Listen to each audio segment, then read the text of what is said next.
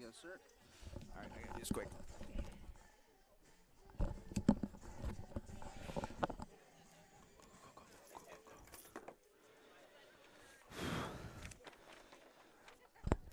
We are live here on the Catonsville campus of the Community College of Baltimore County today for the final home softball game of the year as the CCBC Catonsville Cardinals take on the Trojans of Allegany County. Hello everyone, this is Isaac Donsky here, ready to bring you all of the action. And today I'm joined by a very special guest, Mr. Richard Keller, our very own PA announcer. Catonsville comes into today's game with a 7-17 record on the season, 3-9 in conference play, sitting fourth in Region 20 standings, coming off a big 18-10 victory over Hartford on Tuesday. Meanwhile, Allegany County sits at 9-18 on the season, 1-10 in conference play, down towards the back of Region 20. They're coming off a 10-6 victory over Mount Rockville. Let's take a quick look at the starting lineups before today's game as the coaches are meeting at home plate, and we begin with the visitors from Allegany County. Leading off for the Trojans and manning second base will be freshman number 7, Mackenzie Weingardner from Swanton, Maryland. Batting second and playing left field will be sophomore number 20, Mackenzie Stotler from Berkeley Springs, West Virginia. Batting third and pitching this afternoon in Game 1 of our doubleheader for the Trojans will be freshman number 10, Lindsey Mowry from Hindman, Pennsylvania. Batting fourth and catching will be sophomore number 42, Emily Horn from Springfield, West Virginia. Batting fifth and serving as the designated player today for the Trojans will be freshman number 12, Emily Mallow from Cumberland, Maryland.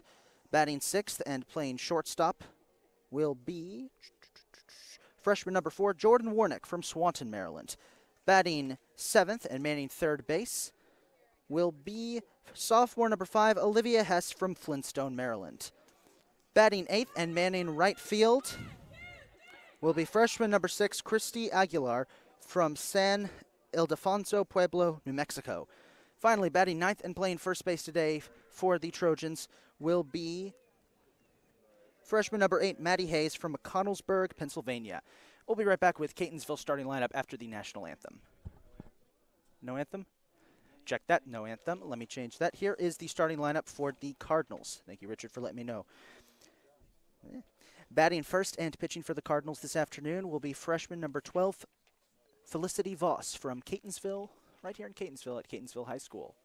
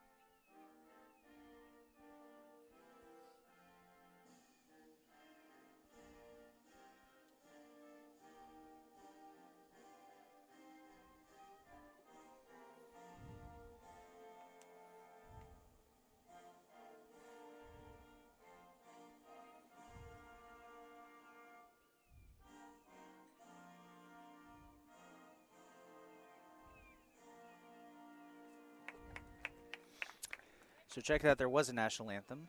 Now that's over. Here's the starting lineup for Catonsville. Pitching today for the Cardinals and batting first will be sophomore number 12, Felicity Voss, right here in Catonsville, Maryland, graduate of Catonsville High School. Batting second and playing second base will be sophomore number 6, Aaron McGuire from Ellicott City, graduate of Centennial High School. Batting third and catching today for the Cardinals will be freshman number 1, Mackenzie Brooks from Jessup, Maryland, graduate of Hammond High School. Batting fourth and manning third base will be sophomore number 11, Abby Hagee from Baltimore, Maryland, graduate of Eastern Tech. Batting fifth and playing first base will be freshman number 5, Cameron Cropper from Westminster, Maryland, graduate of Westminster High School. Batting sixth and playing shortstop today will be freshman number 8, Tara Bowen from Arbutus, Maryland, graduate of Catonsville High School. Batting seventh and manning right field will be sophomore number 25, Shay Welsh from Randallstown, Maryland. Batting eighth and manning left field will be freshman number 9, Shania Glenn from right here in Catonsville. And batting ninth and playing center field will be freshman number 29, Sydney Spence from Baltimore, Maryland.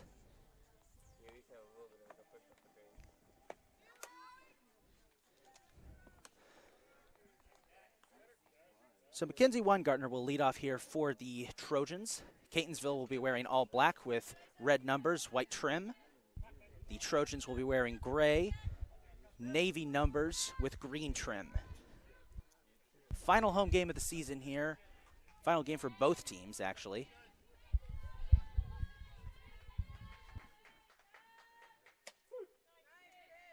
And there's strike one right off the bat. Got it.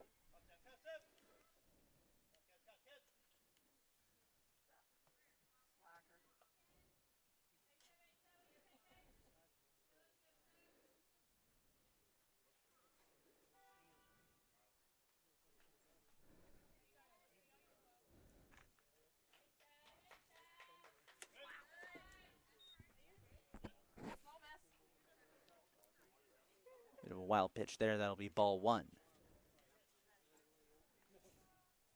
Isaac, nice to be with you. Thank you for the opportunity. No problem, Richard. Glad you could jump on today with us. There's a 1-1 count. That one popped foul and lands right into the Allegany dugout.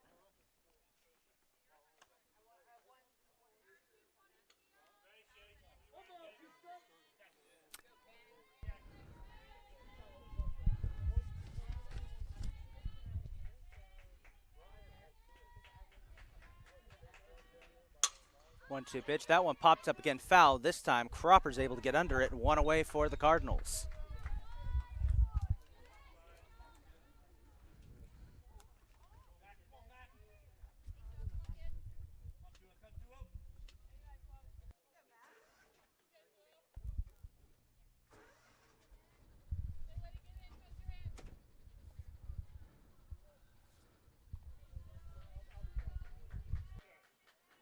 So batting second for the Trojans here will be the left fielder, Mackenzie Stotler.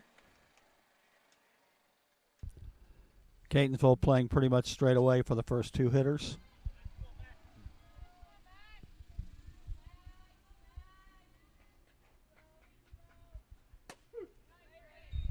Good strike there. Bring it to a 1-1 count.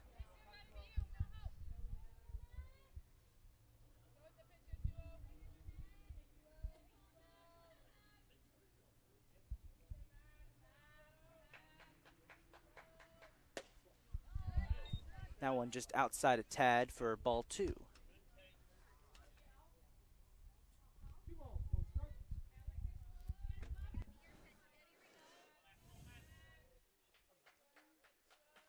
Two and one pitch. That one smacked up into left field. Shania Glenn back. And it does go fair. It will stay fair, so it'll be a double for Stotler. One looked like it might have gone foul. It looked like it was going to go foul and landed just fair. Lindsey Mowry, the pitcher, up next for the Trojans.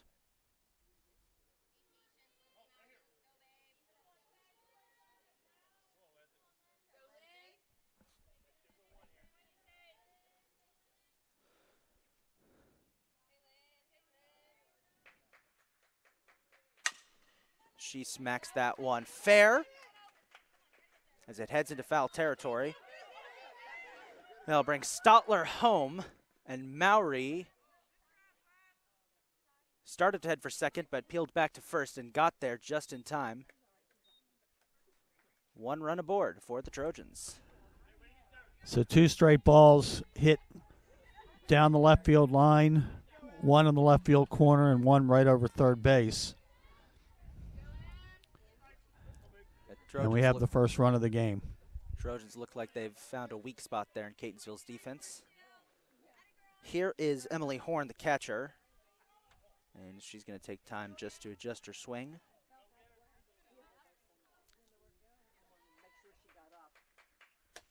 Outside pitch.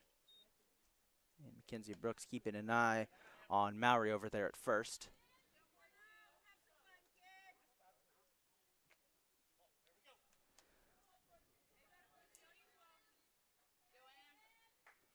Want to know, Mowry's going to take off for second. And Tara Bowen got her. Out number 2 as they catch Mowry stealing second.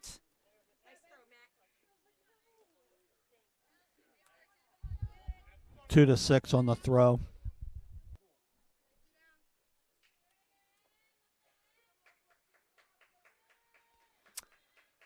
One on 1 pitch as swung on and missed. Strike number 2. Looked like she took a little bit off that one.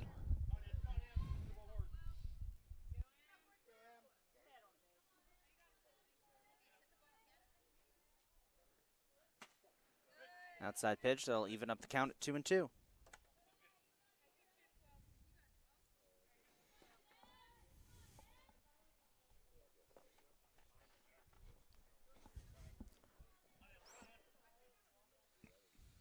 Two-two pitch was knocked foul.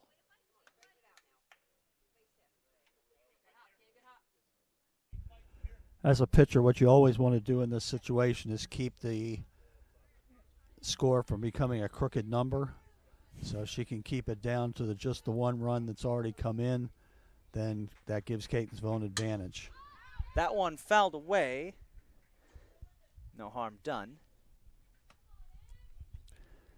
And we have a nice contingent from Allegany behind us. Yes, we do. Traveling well. Many of the schools I've noticed in Region 20, they always travel well. That one way inside, but within the box. Strike 3. And that'll bring it into the top of the first. 1-0 the score as the Cardinals look to respond.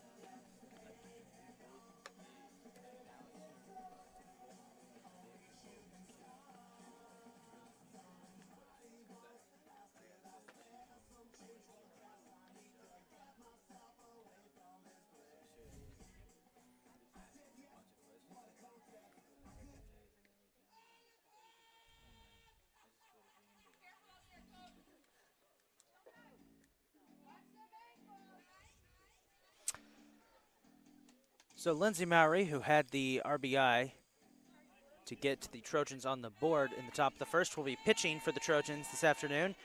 Felicity Voss, Catonsville's pitcher, will be leading off.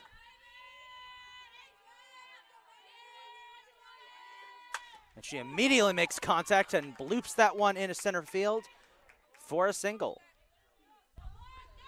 As they say in the press box, there goes the no-hitter. Yeah. Erin McGuire up next for the Cardinals. McGuire leads the team in on-base percentage with averaging a .429 on the season.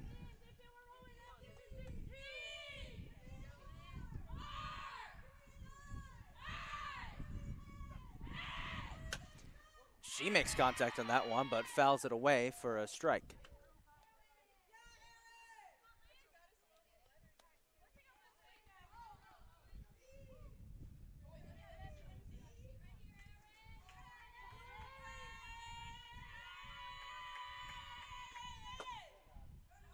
Well inside pitch, ball one.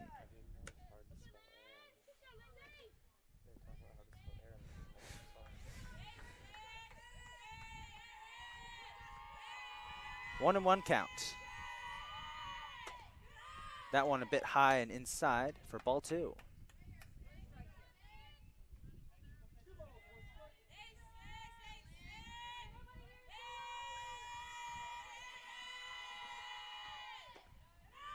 That one got away from the catcher, and it'll bring Voss to second.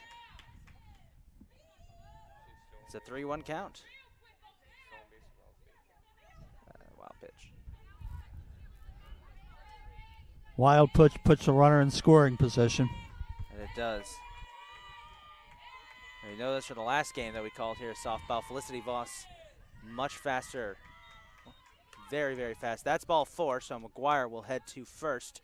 2 on here for the Cardinals. And here comes Mackenzie Brooks.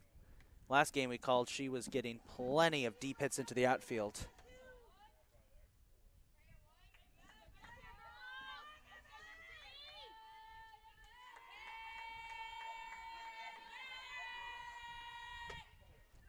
She gets hit there by inside pitch, ball one.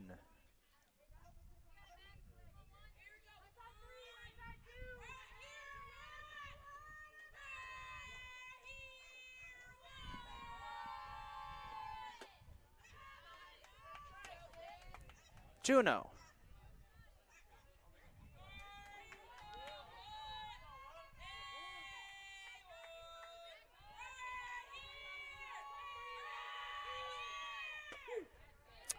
That one, there's the strike finally. So it'll be a 2-1 count.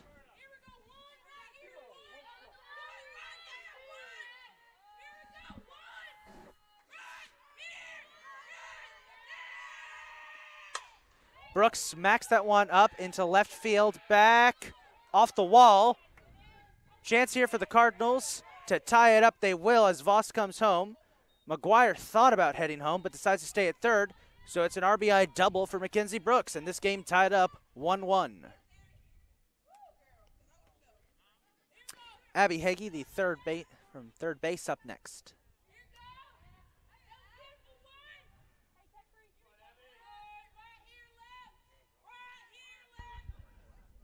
That last play, the ball was misplayed out in the outfield, and McGuire was already sliding into third, and if she had been able to, she might have been able to score on that, but she was already in her slide to third base.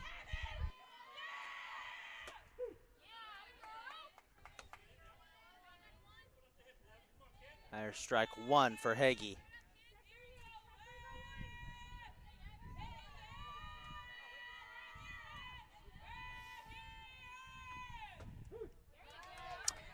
Two straight there, 0-2 count.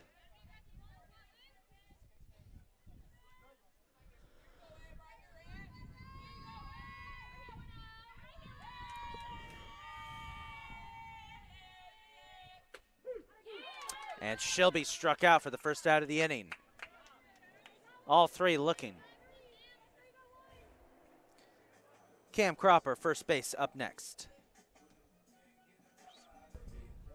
Catonsville needs to take advantage of this and get the lead here. They got 2 runners in scoring position, still only 1 out. That one inside for ball one.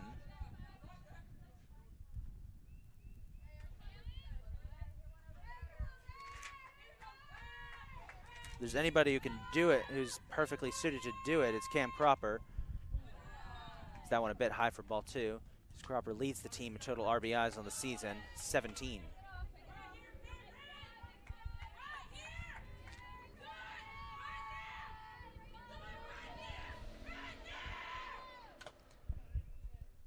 Tiny bit of contact there. That'll be strike 1 as that one fouled off just a little bit. 2-1 count.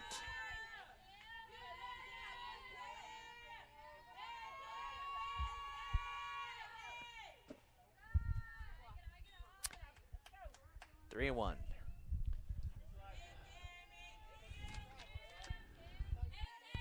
So Mowry has been 3-1 on 2 hitters and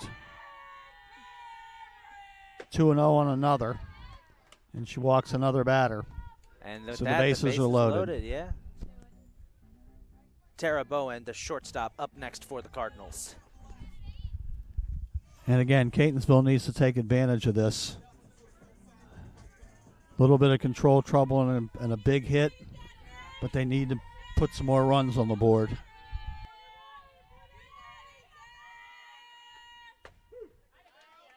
That'll be strike 1 for Bowen.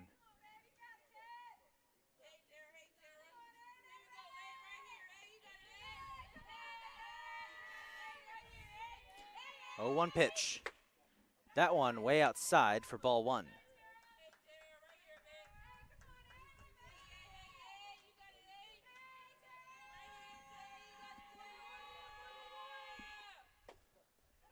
That one gets away from the catcher. Voss tried to come home, but they got her at home. That'll be 2 away. So good try there by the Cardinals. That does manage. They do still have 2 batters in scoring position.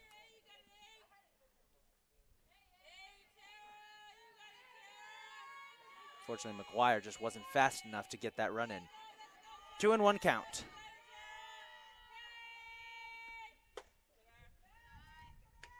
Another high pitch there, 3-1.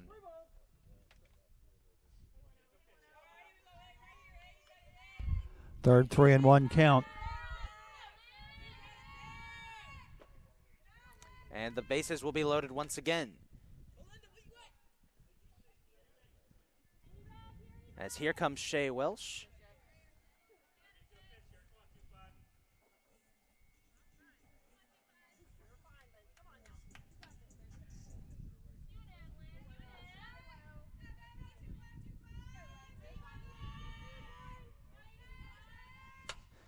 She will foul that one away, the first one, for strike 1.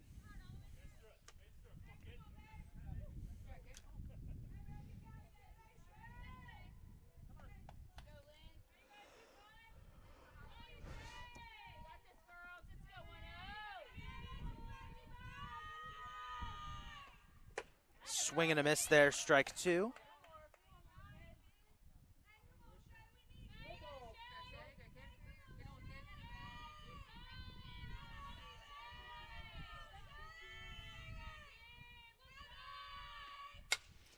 Welsh will pop that one foul as it lands just past the Allegany dugout. Remains a 0-2 count.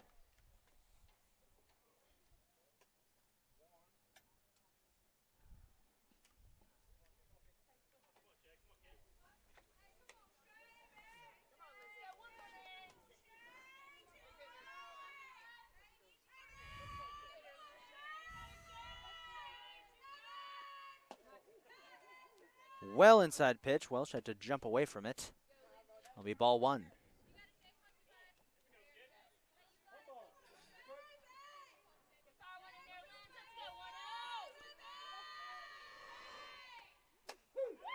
Strike 3 got her looking, and that'll bring it into the inning. So the Cardinals, despite having the bases loaded, only get 1 on the board, but they do tie it up 1-1 as we head to the second.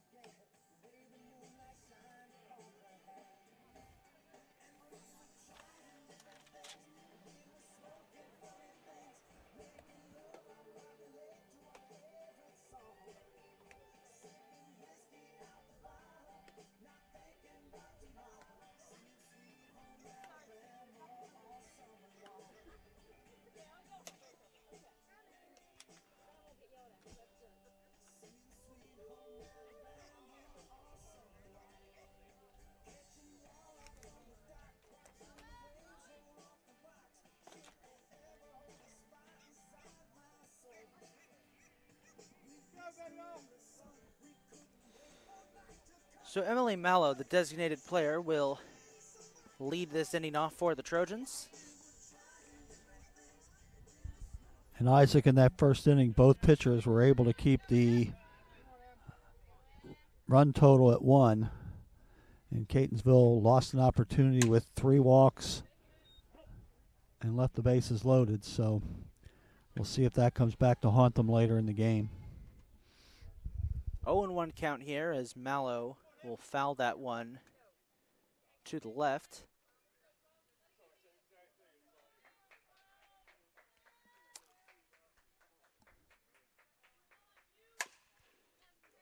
Ground ball, second base. That'll be one away. The shortstop, Jordan Warnick, up next for the Trojans.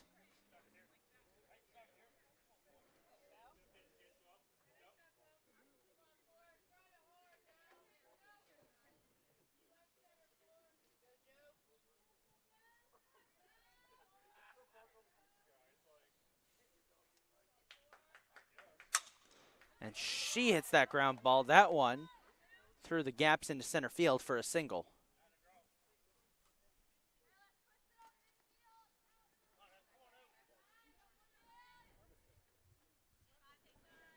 This will bring up Olivia Hess, third base.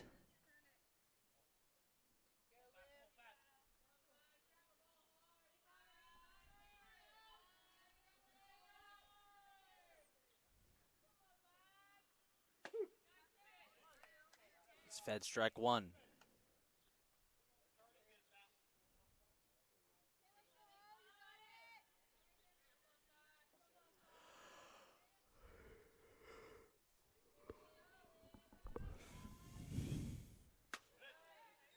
Bit of a high pitch there for ball one.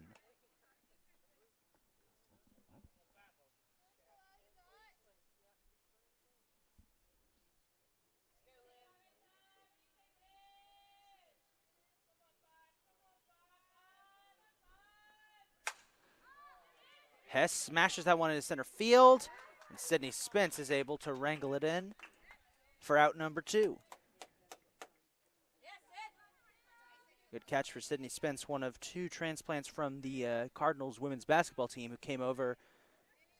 She and Shania Glenn over in left field filled in for the Cardinals here, who have had a little bit of a shortage in players.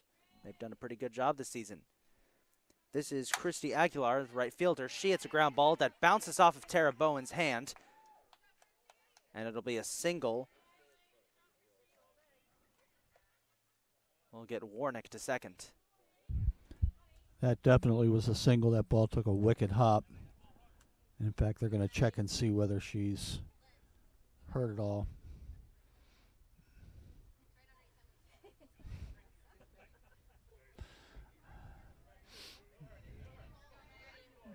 Maddie Hayes, the first base, up next for the Trojans.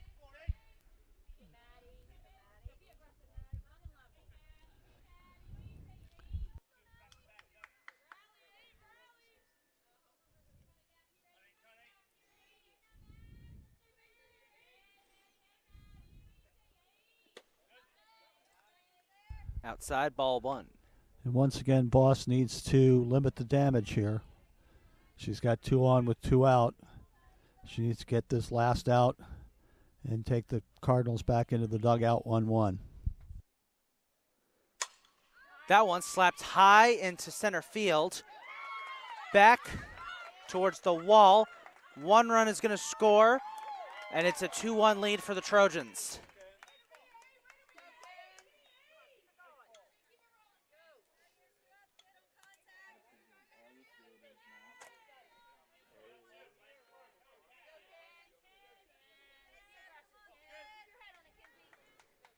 Kenzie Weingartner up next as we're back to the top of the order for the Trojans.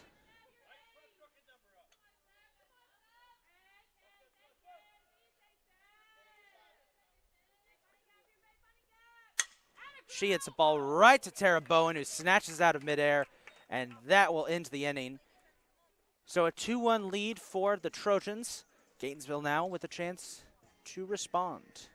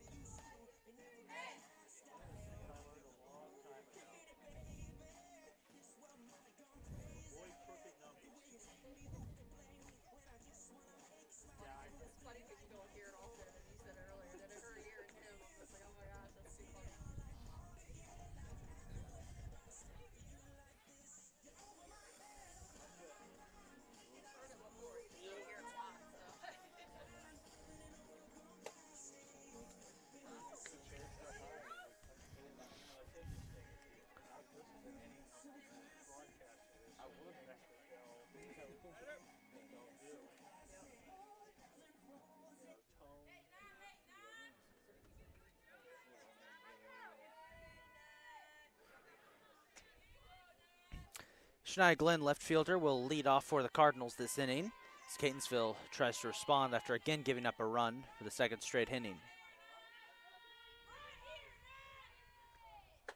Swing and a miss for Glenn. That'll be strike one.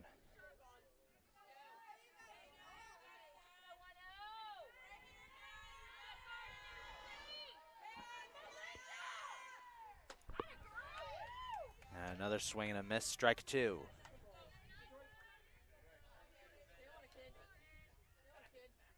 Oh, 2 count.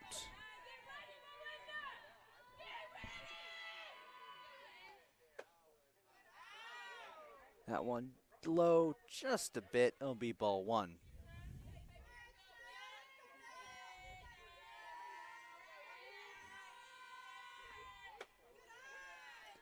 Another low pitch, ball two.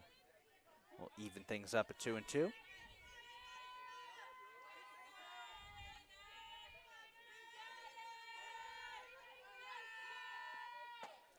Swung on and missed, and that'll be the first out.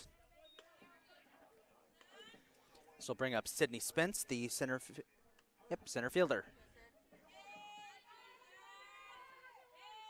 One of the things that you do find is that you've got somebody that's a really good athlete. It's usually they're able to switch sports and play something different. So it's not surprising that Glenn and Spence played basketball in the winter and have been able to help out here in the spring. On the flip side of that, Felicity Voss and Aaron McGuire, as that one is fouled away. Felicity Voss and Aaron McGuire jumped over to basketball at the end of last season to fill in. 1-1 count for Spence.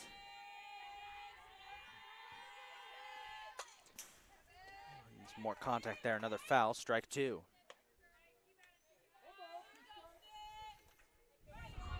And unlike the first inning, Mowry has been ahead of the hitters, where she was behind the hitters most of the first inning. High pitch, ball two.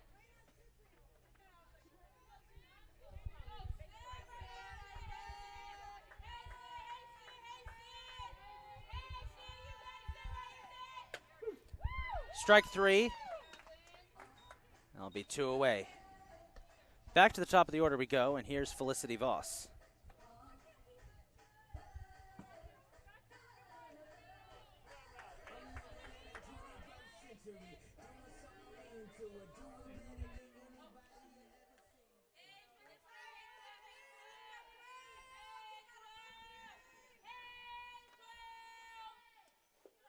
That one well short of the plate, ball one.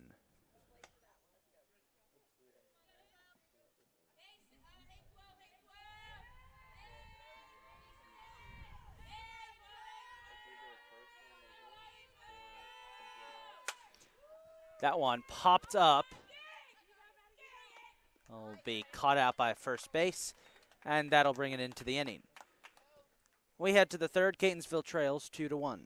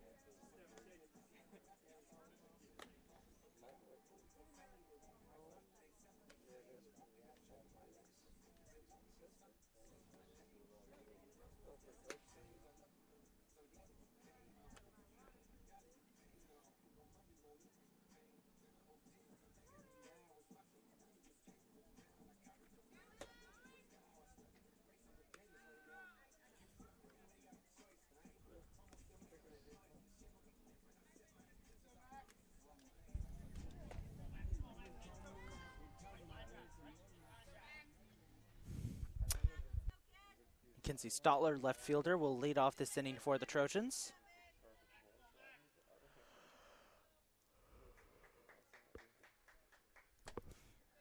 Outside pitch, ball 1.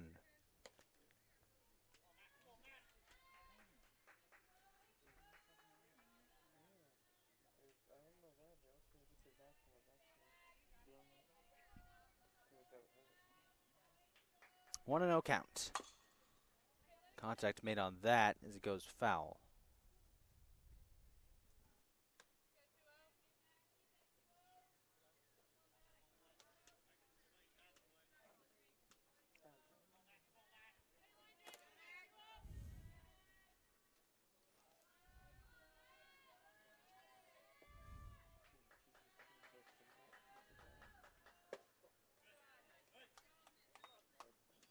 Low pitch for ball 2, 2 and 1 count.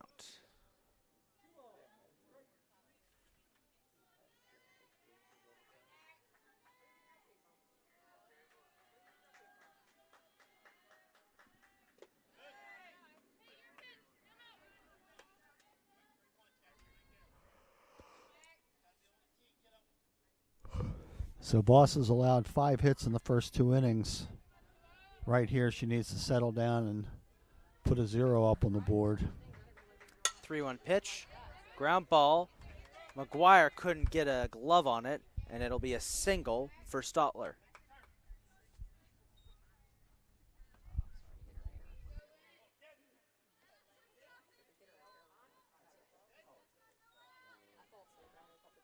Lindsay Mowry, the pitcher, up next.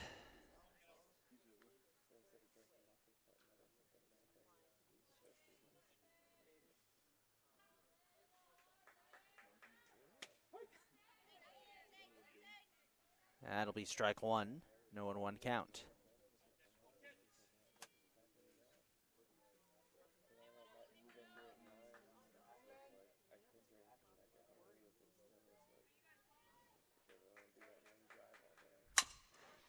Ground ball, Bowen scoops it up, and that'll get Stotler out at second base.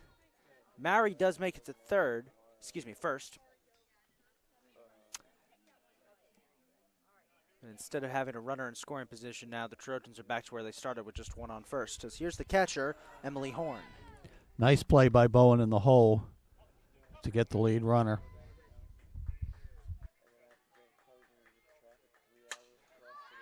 Popped up foul. Go landing behind the Allegany contingent that's come out to support their team today.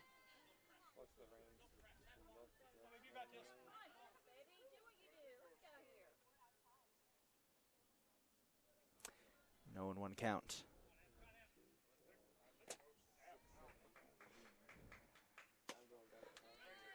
Outside pitch, ball 1.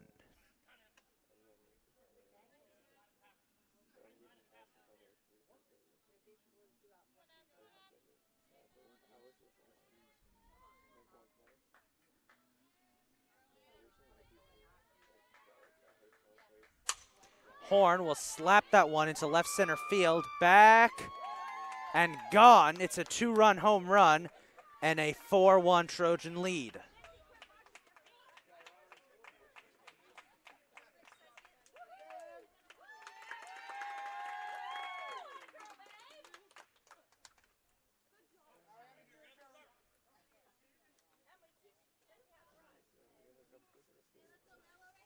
So Trojans take a 4-1 lead here. Emily Mallow, the designated player, will be up next.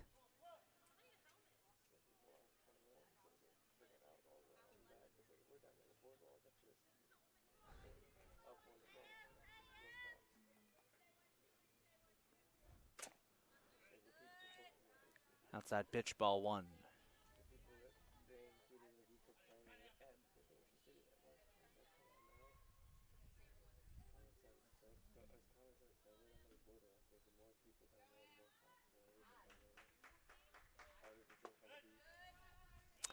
Another outside pitch, 2-0 count. If you look at Mallory in the box, Mallow in the box, one of the things that's interesting is her left foot is as far as you can get it away from the plate while still being in the box. I did notice that. I don't think I've ever seen a stance like that before. That'll be strike one as she fouls that one away. It's a very open stance. And as the pitch is thrown, brings that foot in. Correct. 3-1 count for Mallow.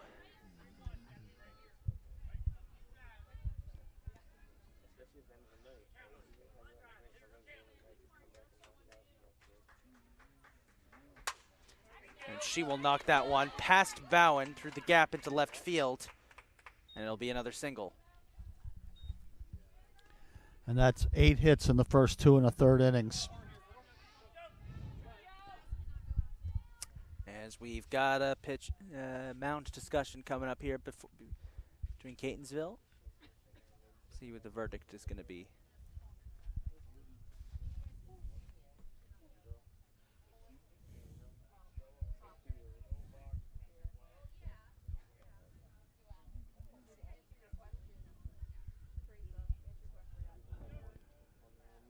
A lot of times the manager will go out, if for no other reason, just to kind of change the tempo and change the pace. Probably some words of encouragement. But Voss certainly struggling through the first 2 1/3. Shortstop Jordan Warnick up next, and she pops that one up past Bowen into left center field for another single. And there's the 9th hit.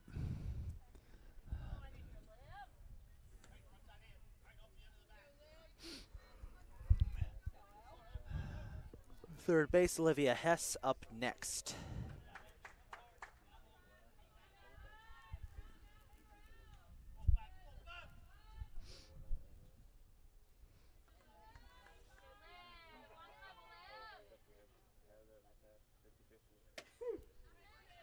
Strike one.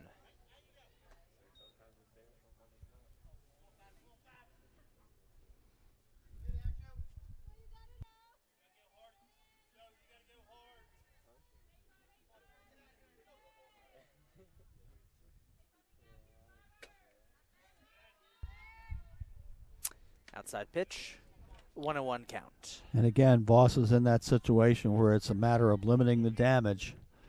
2 runs in already, but she needs to keep it here and keep it close. That'll be strike two as that one is fouled away behind us. 1-2 count.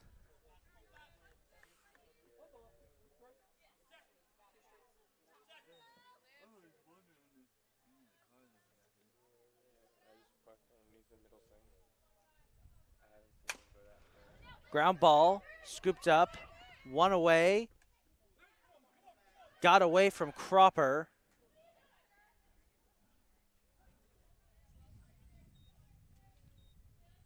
The Cardinals do manage to get one away, but unfortunately now they have a runner in scoring position they need to deal with. As here is Christy Aguilar.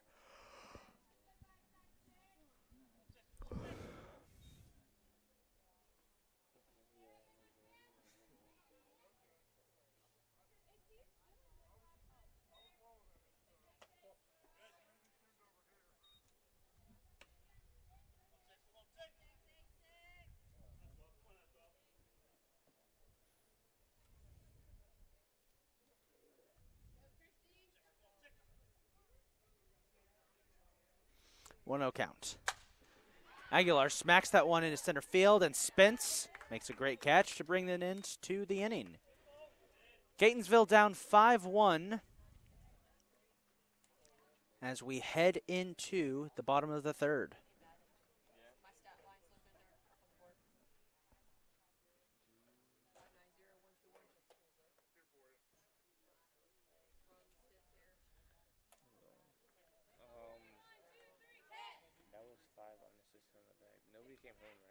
No, I don't think so. I think it should be 4-1. I have 4-1. Yeah.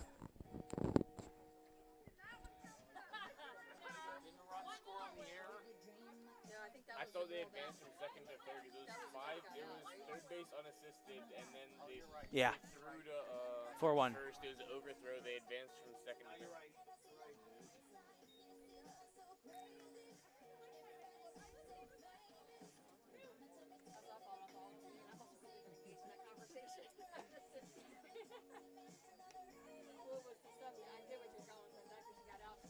I'm like, I'm focused. That's the thing. I think zoning is focused.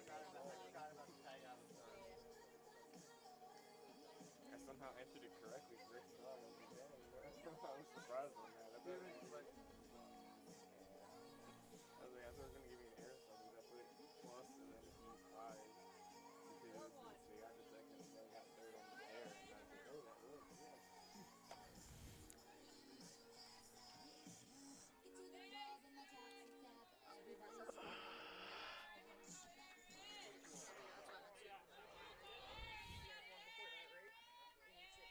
Aaron McGuire will lead off this inning for the Cardinals.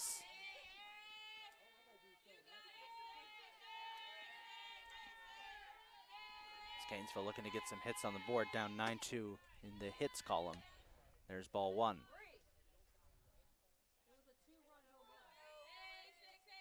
have 10 hits struck also.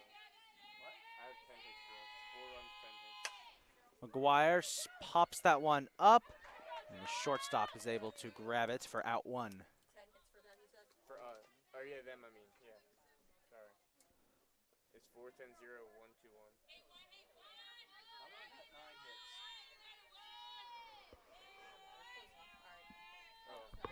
Mackenzie Brooks up next for the Cardinals.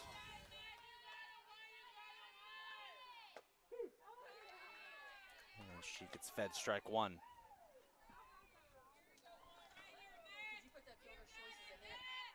Where she tagged third and got on I first? put 5. Did you put FC under the batter, though? I can look in a second. Brooks will foul that one away. A lot of velocity on that one as it goes spiraling off into the woods. 0-2 count.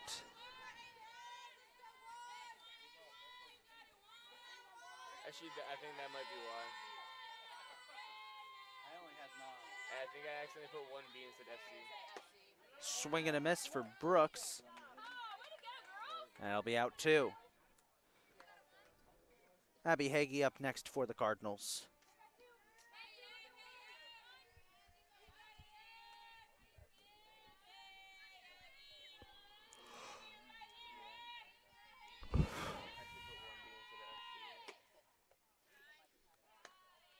Outside pitch, ball 1.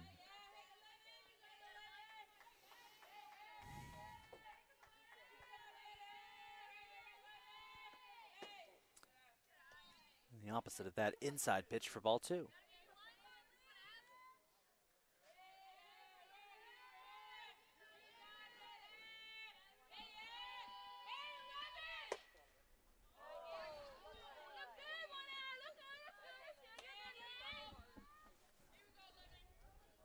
Count. Some of the Allegany umpires did not agree with that last pitch. I heard that.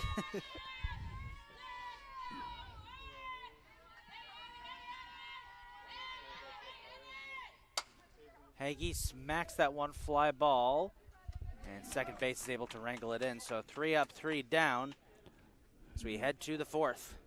Catonsville still trails 4-1.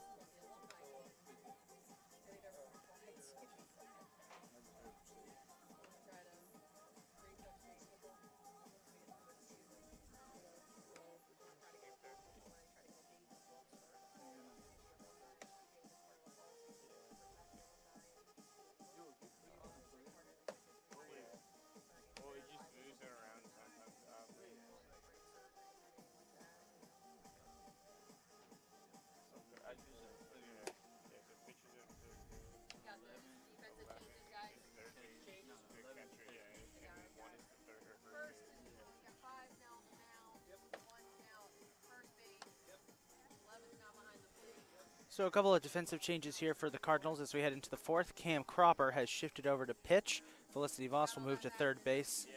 Abby Hagee moves to catcher. Mackenzie Brooks will move from catching to first. The rest of the lineup will remain the same. Oh no, lineup doesn't change because I only have 9 players. Yeah, this is all the No, I think from what I've seen, Felicity's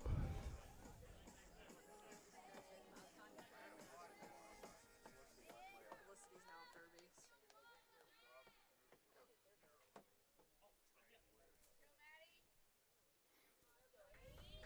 Maddie Hayes, first base, will lead off for the Trojans this inning.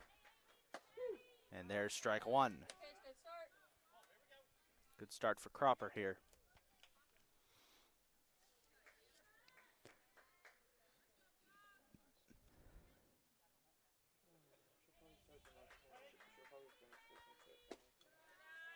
Low pitch, ball one.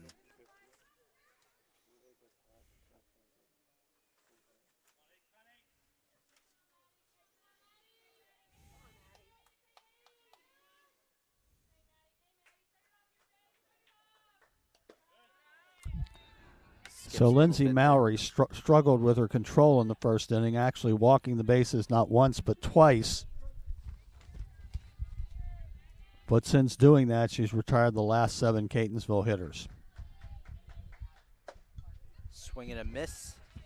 We'll even the count up at 2-2.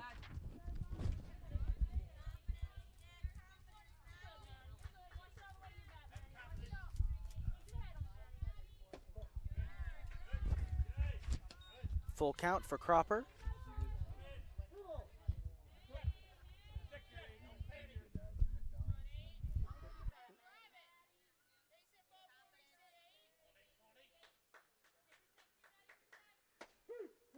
Strike three.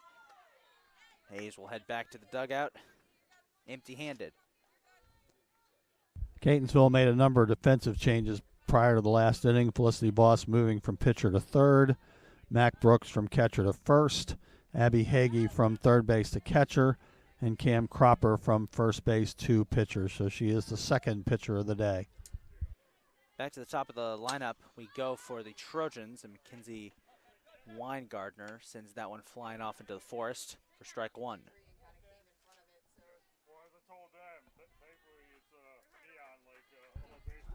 So we'll see if Cropper can stop the bleeding here after 4 runs in the first 4 innings, first 3 innings.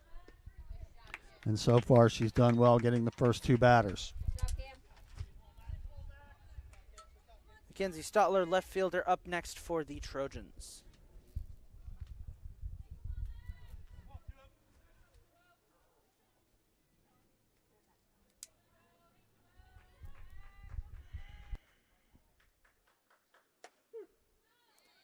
Strike one.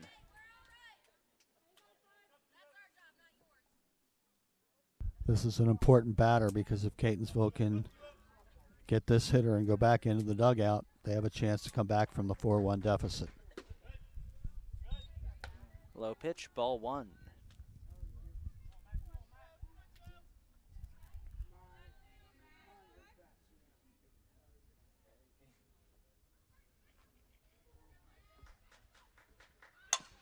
Another ground ball. Bowen slides into it. And a great play by Mackenzie Brooks. Catonsville will retire the side.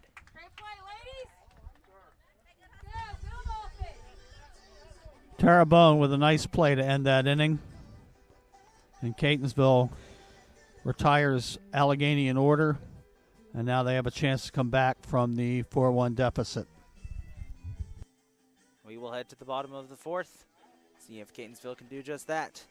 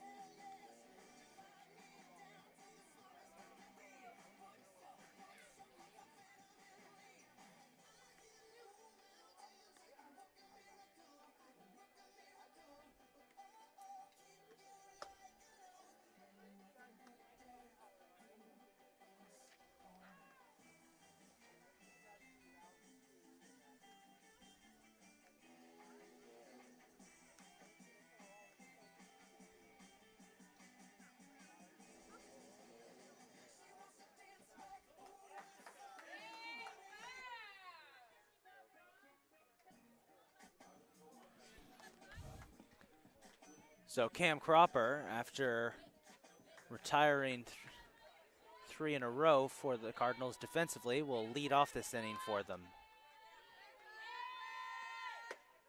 Swing and a miss, strike one.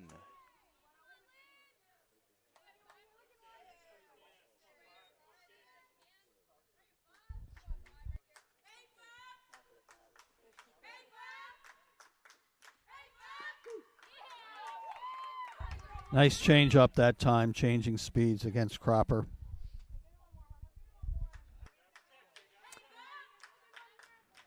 Oh, and 2 count.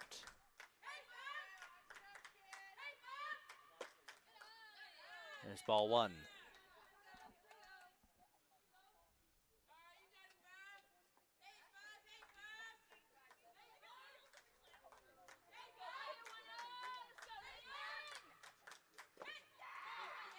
Inside pitch, ball 2.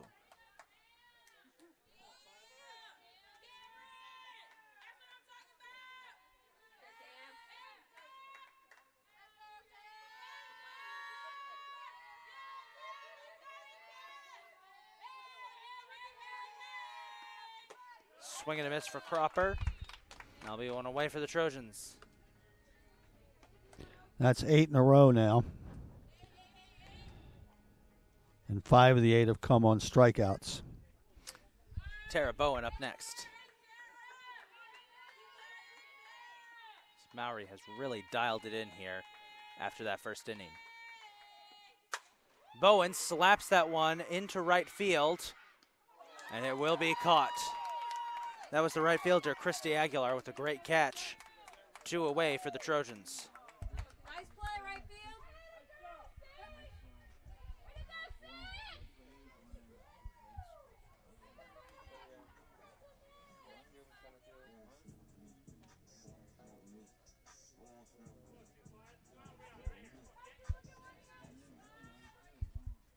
Shea Welsh up next for the Cardinals.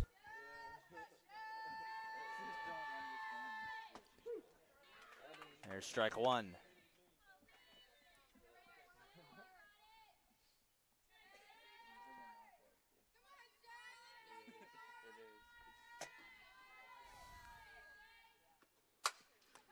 And it's a ground ball. 3 up, 3 down. We head to the 5th.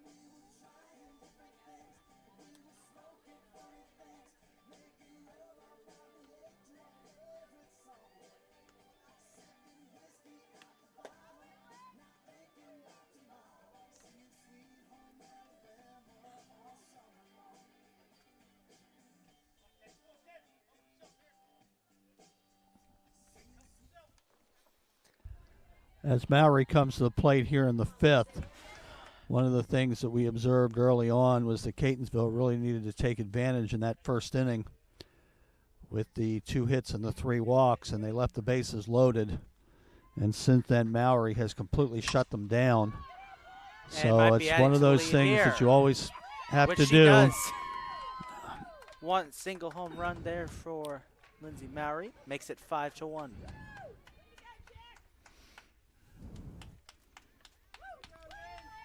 So Mowry not only doing it on the mound, she's doing it at the plate as well. It's the second home run of the game for the Trojans. Emily Horn, who hit the first, is up next.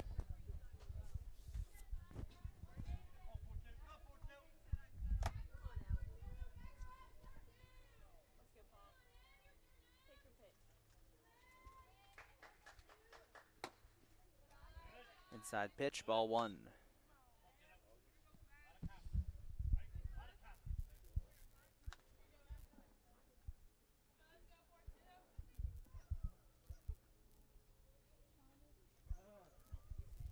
And a timeout. And Isaac, you'll also remember in that first inning we had a short wild pitch / pass ball, and Catonsville had the runner thrown out at the plate, and so a lot of opportunities there in that first inning, and so far it's something that they're probably regretting that they didn't take advantage of the opportunities there in the first. Going to be thinking about it for a while. Ground ball. Bowen lost track of it. And it'll be a single. Emily Mallow up next, the designated player.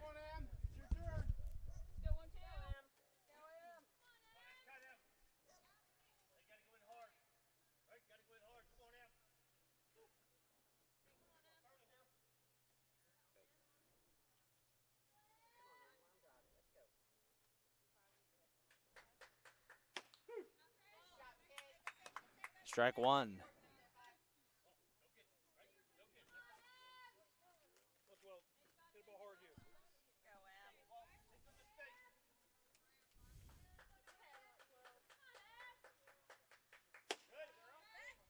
Side pitch. And they try to get Horn at first. No luck. 1-1 count.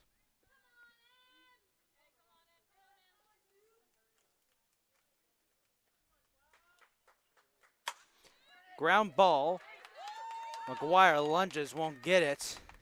Horn is going to take off for third and gets there.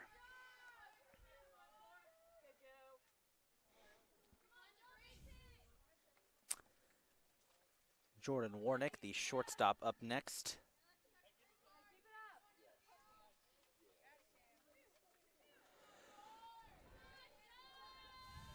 On the last play, McGuire was moving towards second base, and the ball went right by her vacated hole.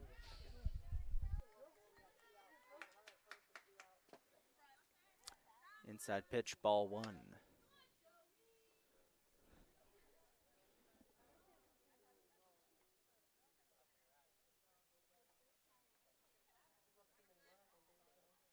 There's a brief stoppage there. Shea Welsh over in right field looked like she had something in her eye.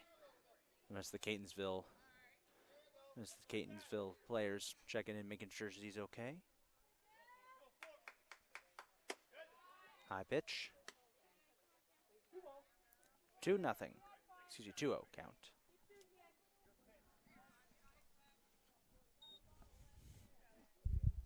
And right here, Cropper needs to stop the damage. High pitch, ball three. And one ball away from loading the bases.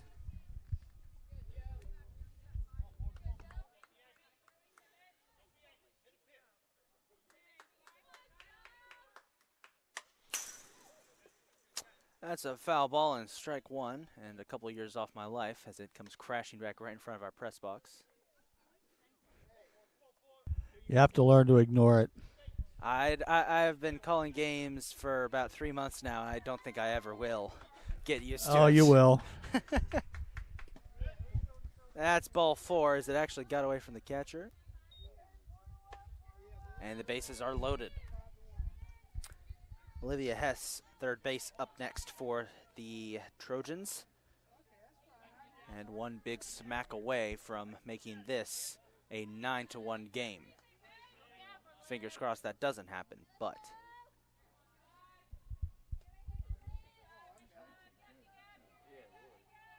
you never know. Strike one.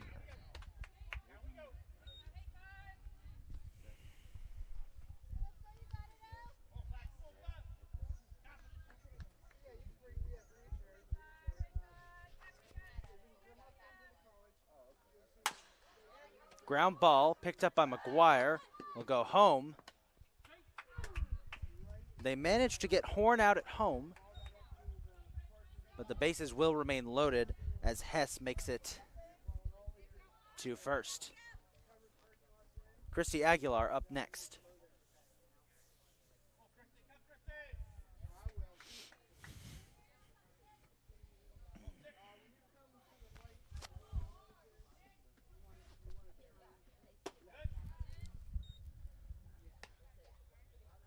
One and 0.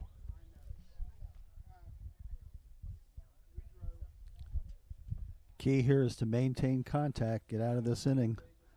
They're already down 4. Strike one. That helps.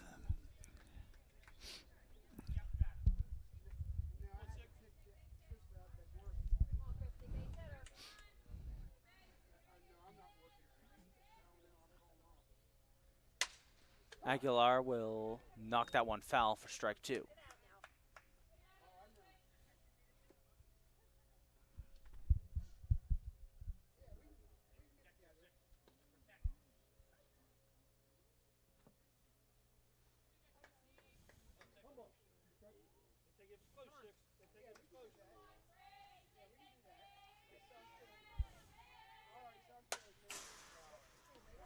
Another foul. No harm done.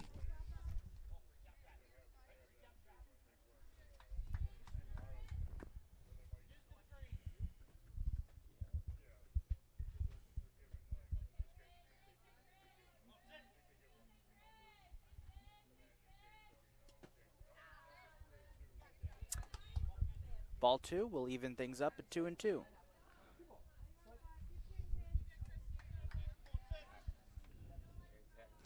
And again, Cropper's got to keep this score close.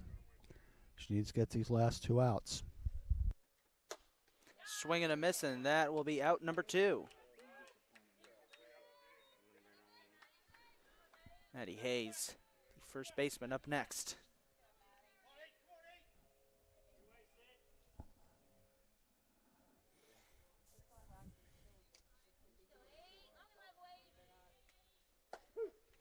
Strike one.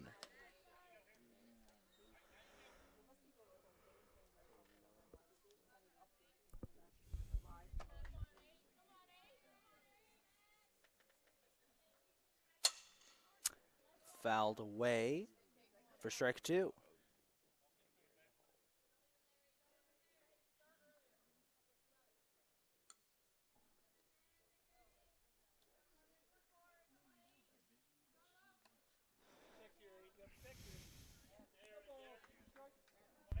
So Cropper a pitch away from limiting the damage. High pitch, ball 1.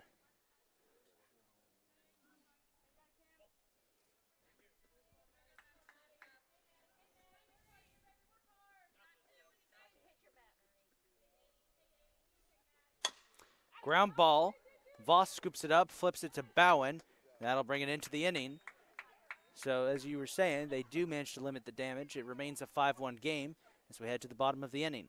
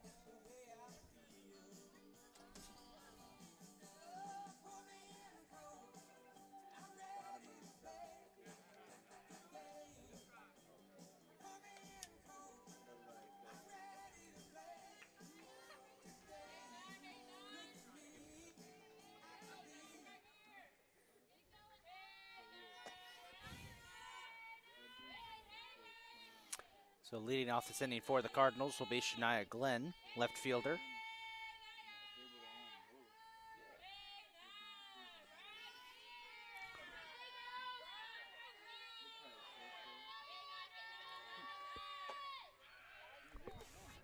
Will be strike one.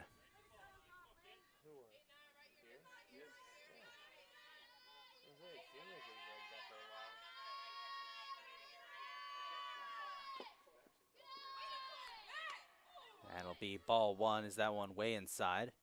And Glenn looked like she was going to go for a bunt.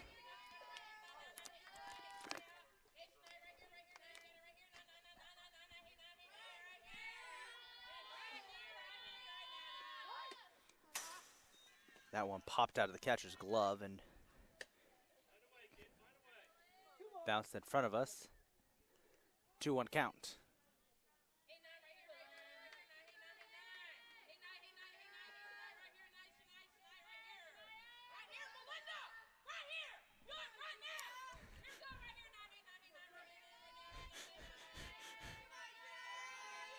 Two-one pitch.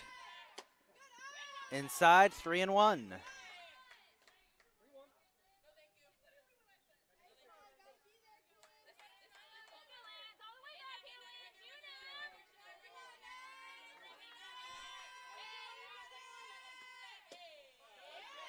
Ball four, and Glenn will head to first.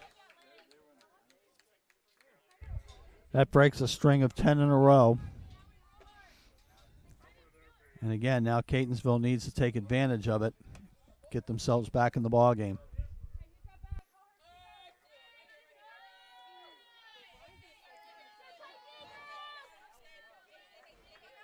Sydney Spence up next for the Cardinals.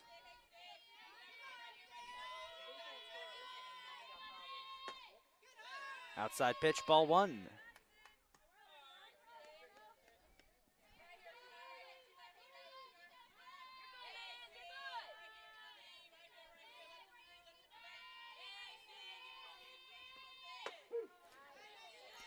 There's strike one.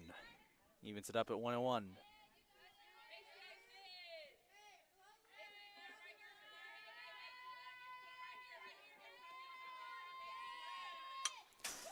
Spence got a piece of that one, tipping it off.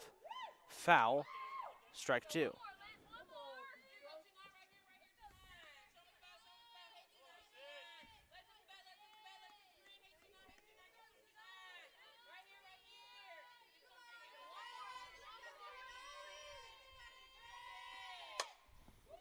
That one, oh my. Friendly fire. That woke up the dugout. That went right past Felicity Voss into the dugout for a bad case of friendly fire. Looks like everyone's okay, although I think a couple Catonsville players are crossing themselves right now. Remains a 1-2 count. Way outside pitch, ball two. It's good to see that the Catonsville dugout got to experience the fear that I feel sitting up here right behind home plate.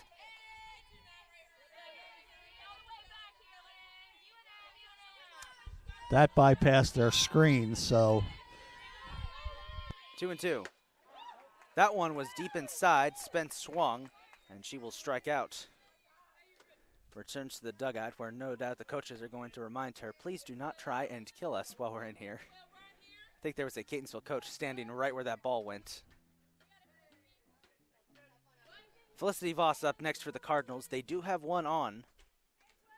If you want to start a rally, now would be a nice time to do it. High pitch, ball one.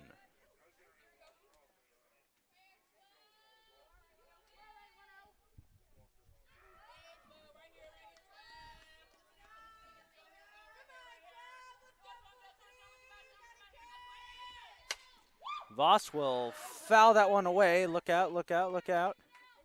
And it lands near one of our Gators for strike one.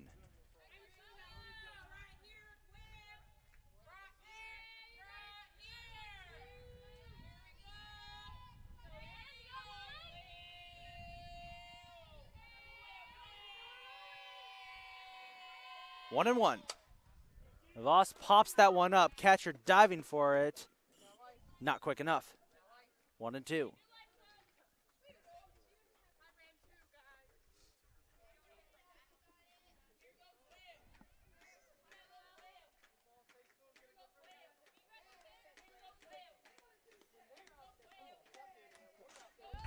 The secret when you're down by 4 is to start bunching hits and walks together. 1-2 pitch. That one short. Glenn made a move and just gets back to first. Whew. That pitch got away from the catcher. Glenn decided to try and go to second, hesitated just a little bit, and then had to scramble back. Just made it. And all the coaches are checking their hearts at this point. Oh, yeah. 2-2. That one foul. It was headed down the left field line. Usually I'd be the opinion, steal all you want, but in a situation like this, I feel like playing it more safe and conservative would be the better option. Generally, you don't run down by 4.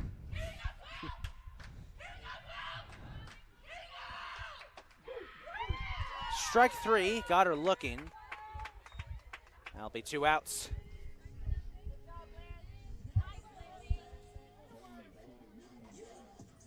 Aaron McGuire up next for the Cardinals.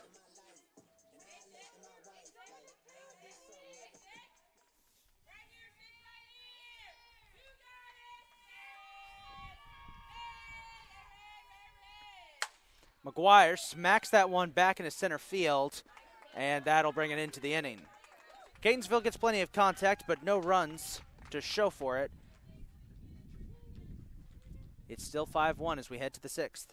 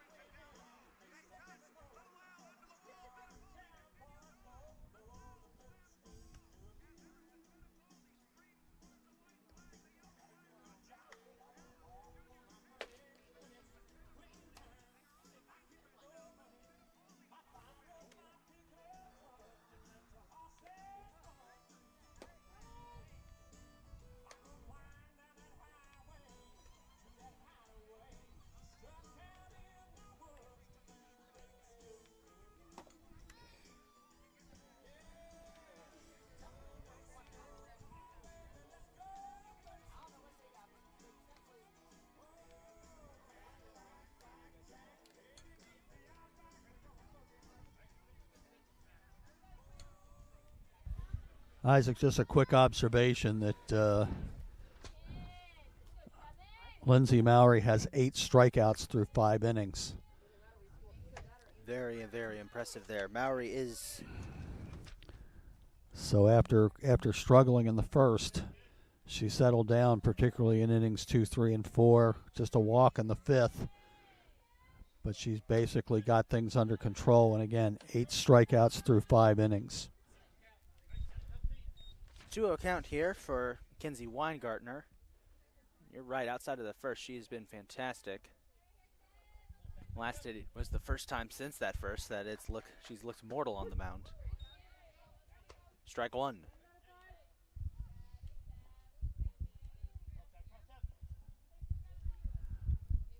Well, again, it goes back to that missed opportunity in the first where they left the bases loaded. Didn't score after tying the game at 1, so sometimes those kind of innings come back to haunt you later, and that's what's happened so far here in the ballgame.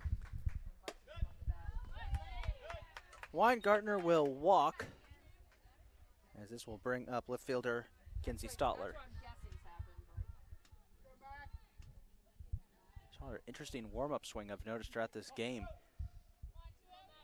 Very quick warm-up swing and lets it smack into her shoulder. Speaking of smacking things, she smacks that one foul. Just landed on the left side of the line.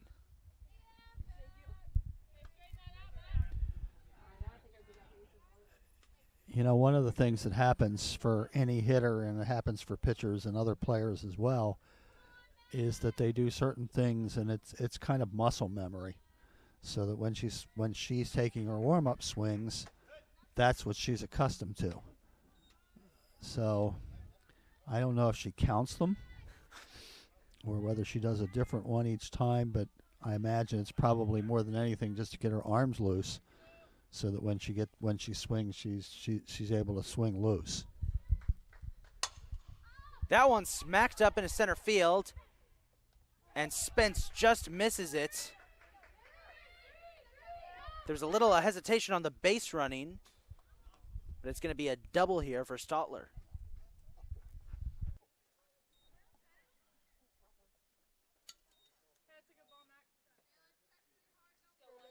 So Sydney Spence has been perfect out there in center field. Catch it with 2 putouts so far, but that third one just slipped away from her. As we're back to the pitcher, Lindsey Mowry, who's been having a great day, both on the mound and at the plate.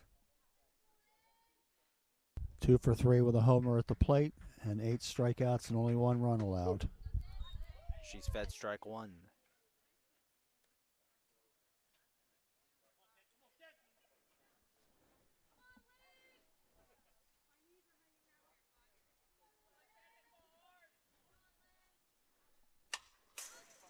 Fouls that one away as it rattles our protective cage. 0-2.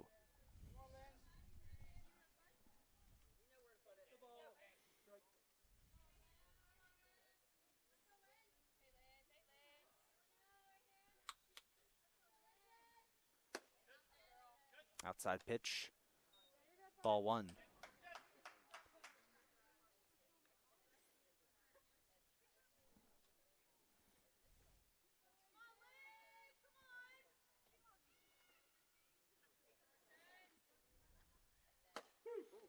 Strike 3. And that'll be 1 away for the Cardinals. Emily Horn, the catcher, up next.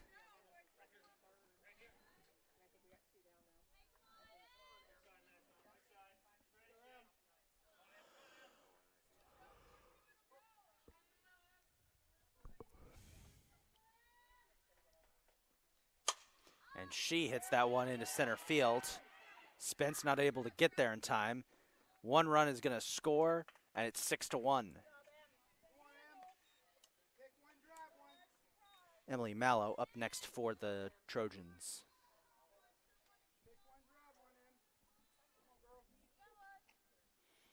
And with a runner in scoring position, a chance here for the Trojans to continue to extend their lead.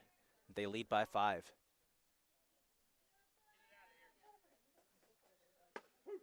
Down the middle, strike 1.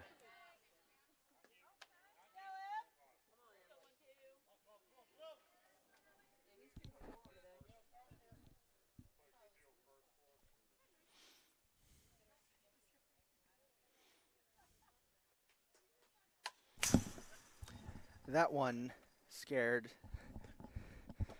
the you-know-what out of me. That's a foul ball, and I've just been told by our athletic director to man up. You know what? You try taking a ball that comes right at you. That literally came right to the camera. About 2 years from now, Isaac, you won't even flinch. Oh, I hope I don't. There's another foul. You will learn that the screen is your friend, and you will learn that you'll be safe. Oh, I thank the good Lord for these cages every day. That almost knocked my headset off. My head jerked so hard on that. 1 and 2 as Emily Horn takes second. 2 runners in scoring position.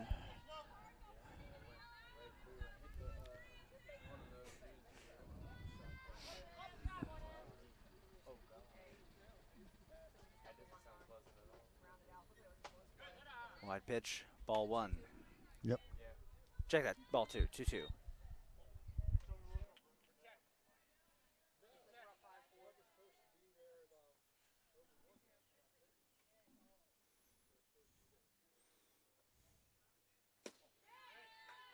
Inside, and that'll bring us to a full count.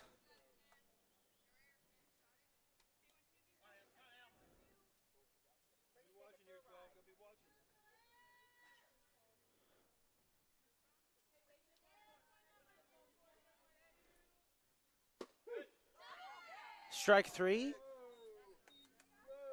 And Mallow will head back to the dugout, 2 away. Jordan Warnick up next.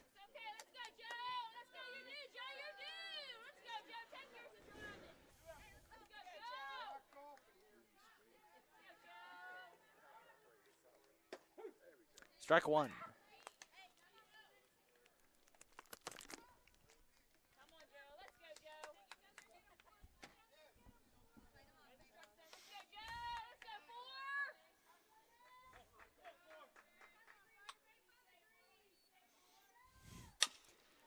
Ground ball, line drive to third. And that'll do it for the top of the 6th. We head to the bottom of the 6th. Catonsville down 6-1. Looking to get a rally going.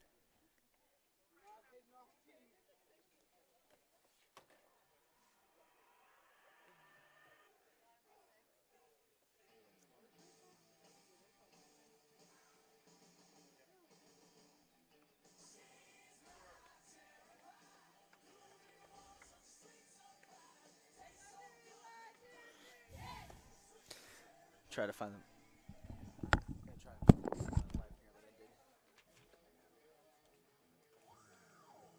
Yeah, right there.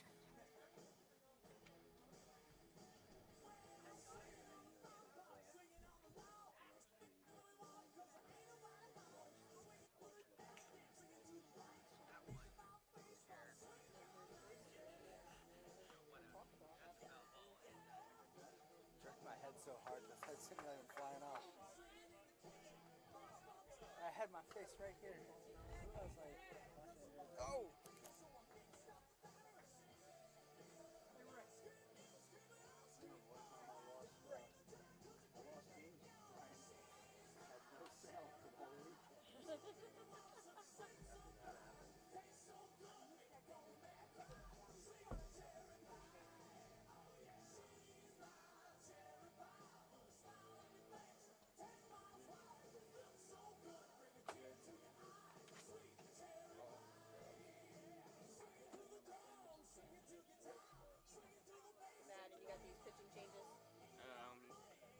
Trying to figure out the changes now. Fourth pitching.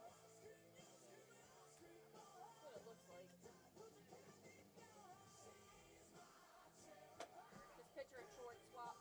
Pitcher short, yep. So 10's at shortstop. Thank you.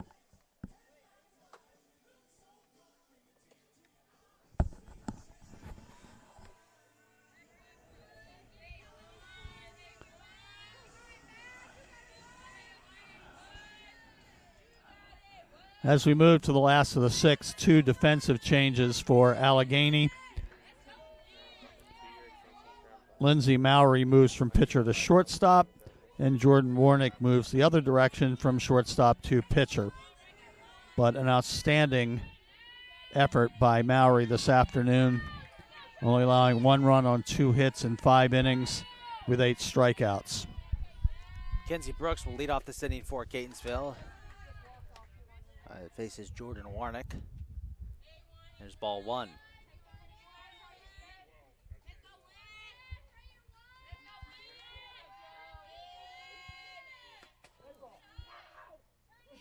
That one bounced off of Brooks' shins. She'll head to first. It's the first hit by pitch of the game. So bring up Abby Hagee.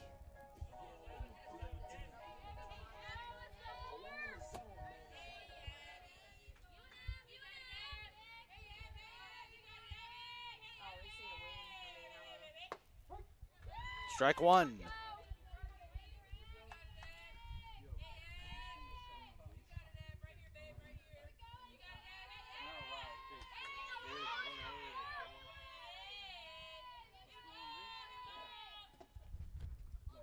Wild pitch, low pitch, got away from the catcher for just a split second. Keeping an eye on Brooks over there at first. 1-1.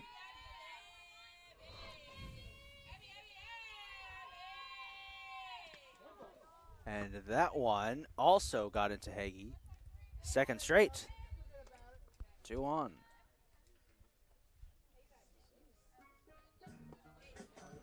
This will bring up Cam Cropper.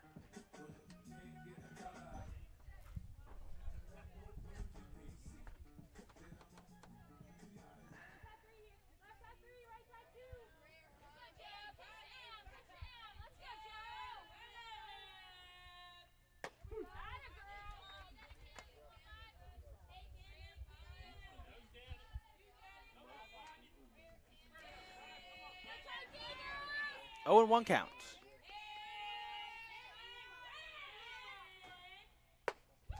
Wide pitch, ball 1.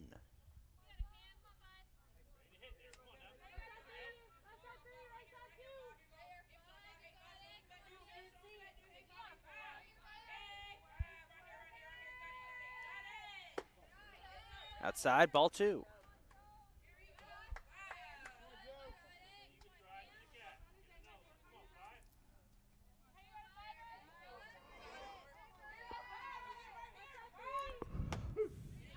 There's strike 2, evens it up at 2-2.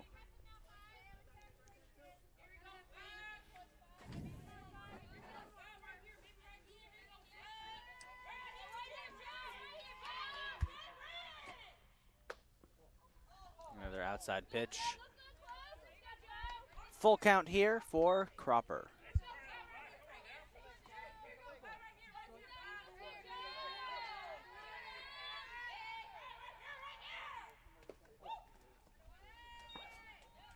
Ball 4, and that will load the bases up. The Cardinals in a great position here. Try and make this a 1-run game.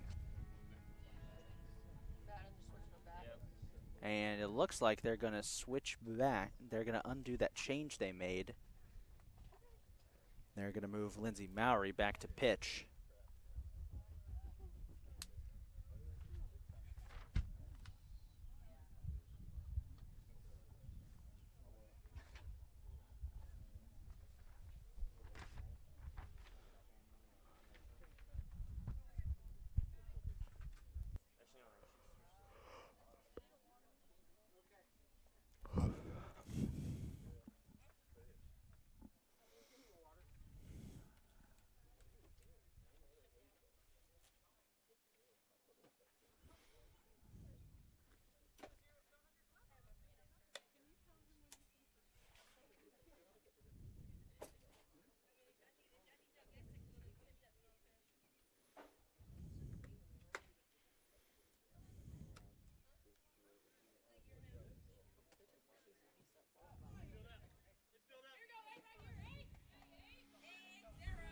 So Catonsville with a chance here to get back in the game. Tara Bowen will be at the plate for the Cardinals with the bases loaded.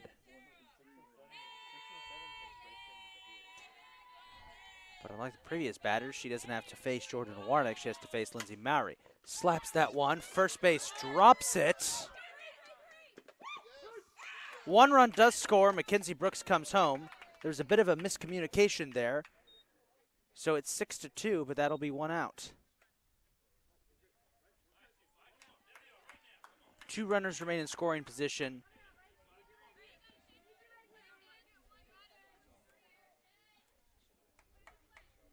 As here is Shea Welsh.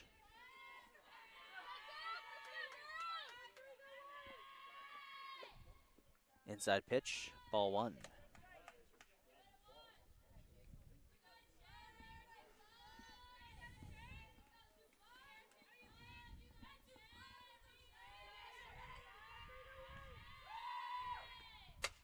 Welsh will pop that one up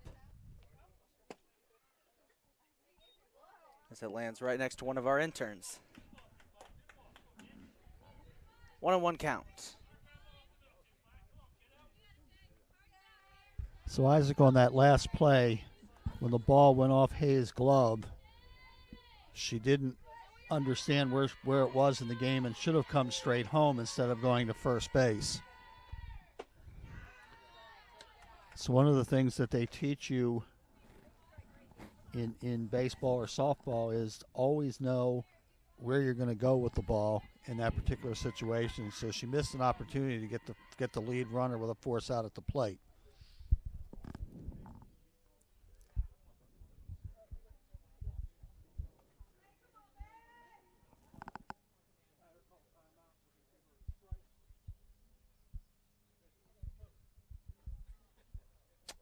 For what? If anything, then it's a ball. You can't give her a strike. She didn't deliver the pitch.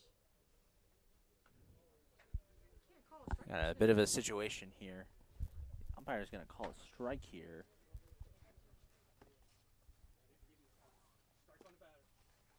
Strike on the batter. Shea Welsh tried to call timeout there.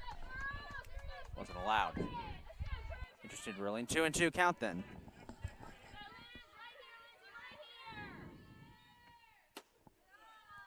High pitch, and that'll lead us to a full count.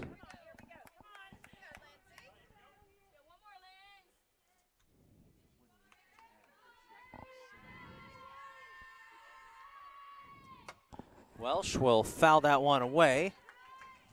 No harm done.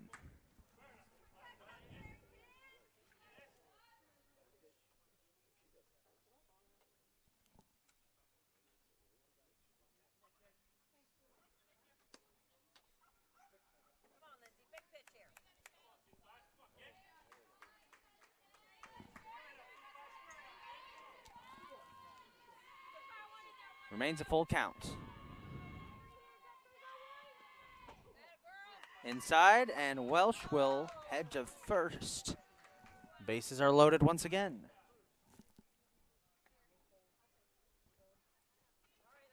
Shania Glenn up next for the Cardinals.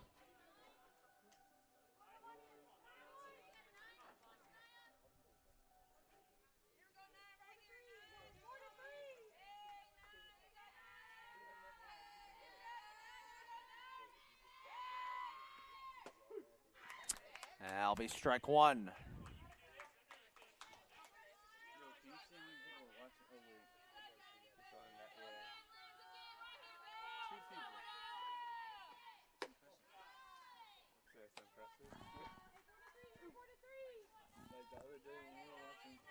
One and one count.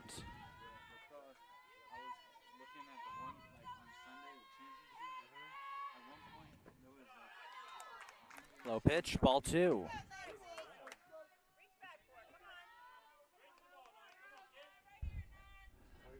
Just a quick observation, Isaac. The tie run is at the plate, believe it or not.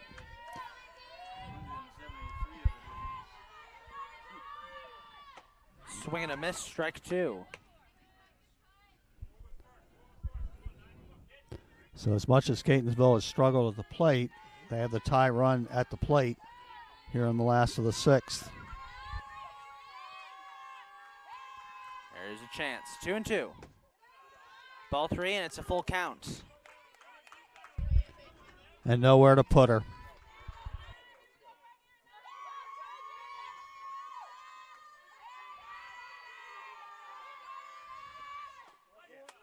Ball four. One run's going to score here off a walk. It's a three-run game. And Shania Glenn with the easiest RBI of all. Bases loaded walk. Sydney Spence will be up next for the Cardinals, right after the umpire dusts off home plate.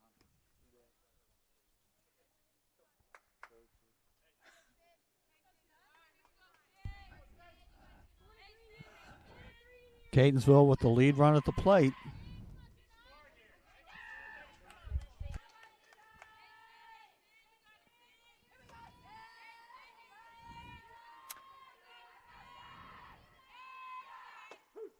Strike one.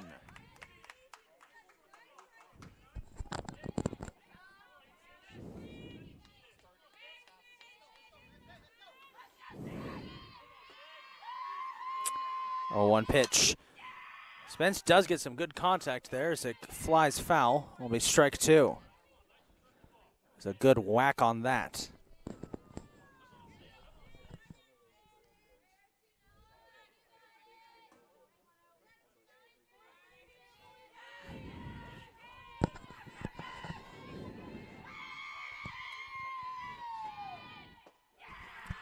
Outside pitch, ball one.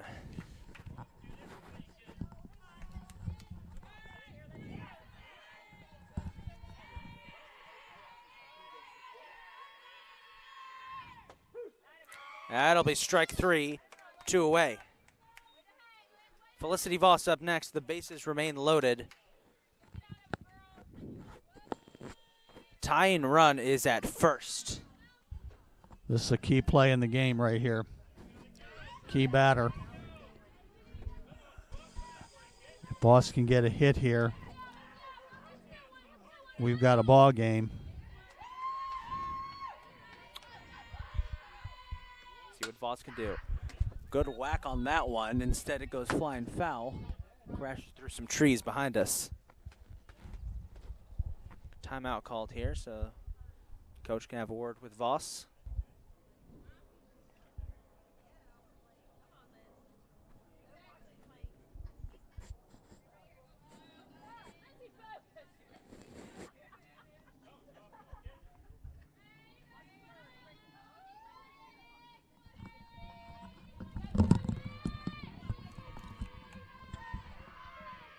One pitch. Inside, ball one.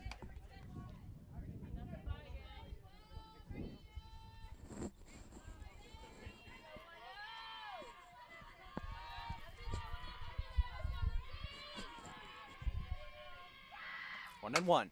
Voss smacks that one up into left field. And that'll end the inning. Cardinals get 2 on. Remains a 6. Halfway there. It's a 6-3 game as we head to the 7th.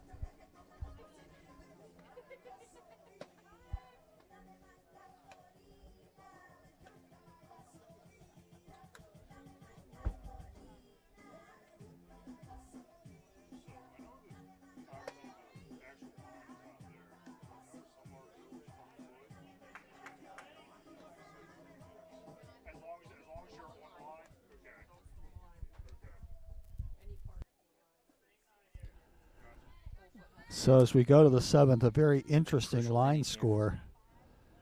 Allegany with 6 runs and 13 hits. Catonsville with 3 runs and only 2 hits. So a very odd-looking scoreboard. But Allegany with a 3-run lead going to the 7th. Foul ball to start things off as Olivia Hess will be leading off for the Trojans.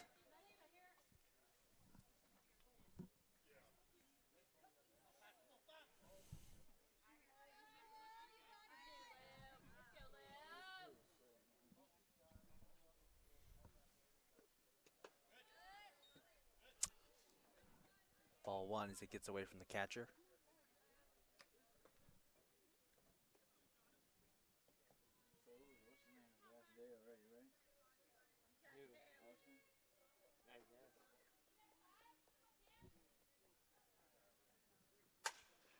That one knocked up into center field for a single.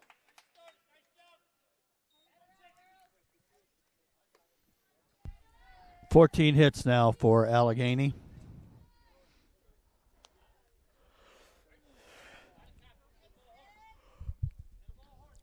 And again, Catonsville with only 2. Christy Aguilar up next.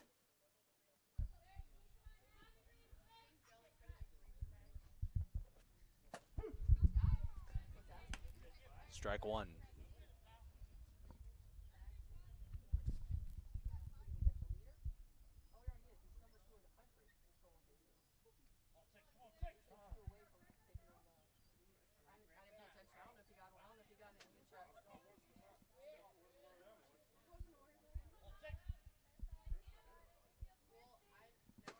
Swing and a miss, strike two.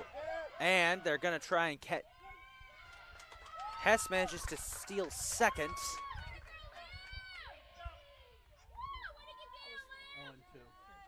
Right?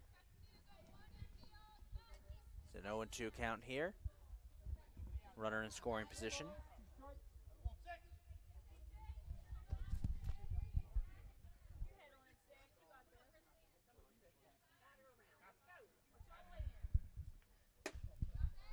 High pitch, ball one.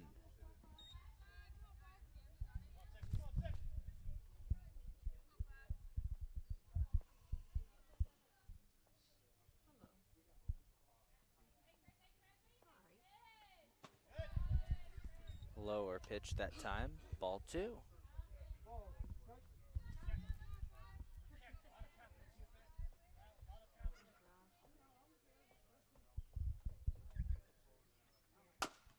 Little dribbler right up the middle.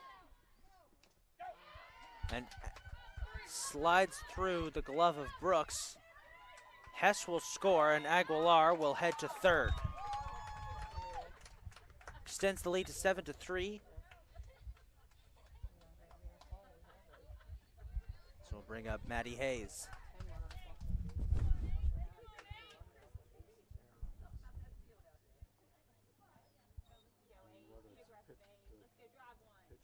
I think it's the first baseman.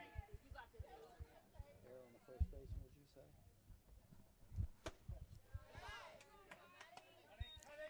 Ball one.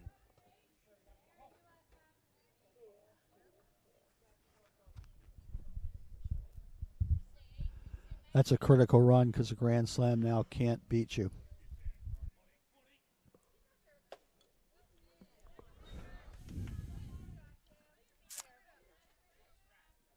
One and one count for Hayes.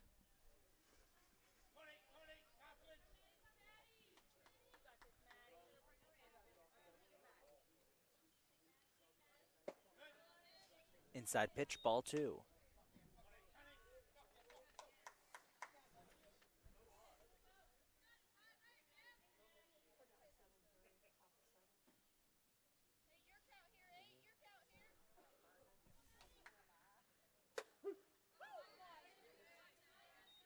Strike two.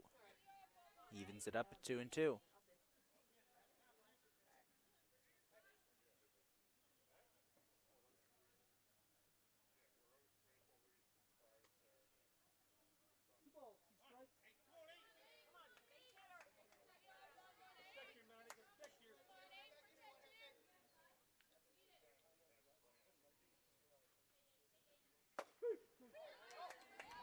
Strike three, got her out.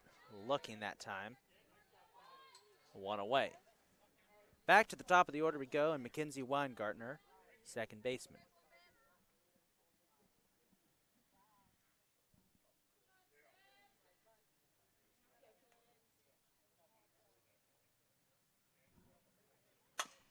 Weingartner with a quick ground ball to the pitcher. And that'll be two away. Mackenzie Stotler up next. Good job of holding the runner at third base. I know we commented on it last inning, but man, her shoulder has got to be sore from hitting it 3 times on every practice swing. She smacks that one over the head of McGuire. Aguilar will score, and it's 8-3. And once again, an important run because that means a grand slam and you still win. Lindsay Mowry will be up next.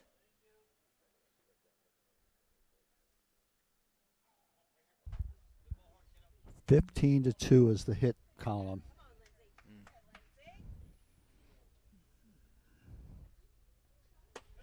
High pitch ball 1.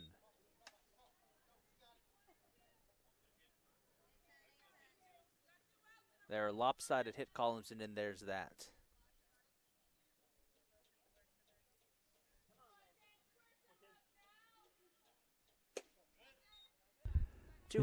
And you kind of expect with a 15-2 discrepancy on the hits that the score would be worse than a 5-run difference, but that's where we are. There's been a couple of situations today, this first game. Check that ground ball, goes through Bowen's legs into center field. And Stotler will head to third. So I was saying there's been a couple of situations in today's game where the Cardinals have had the bases loaded and have been able to get out of it. Yeah, it should be a worse, the deficit should be worse, but they've done their part in keeping it to only 5 runs.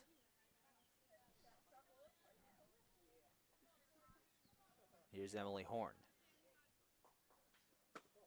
Inside pitch. And while that was going on, Mowry just kind of jaunted over to second. No one stopped her.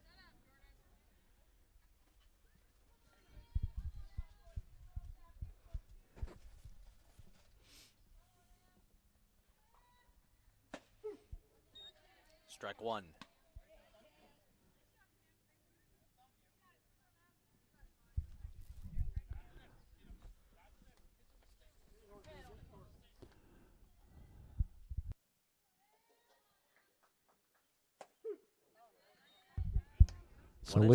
So leaving the bases loaded in both the first and the sixth have been critical for the Cardinals being behind.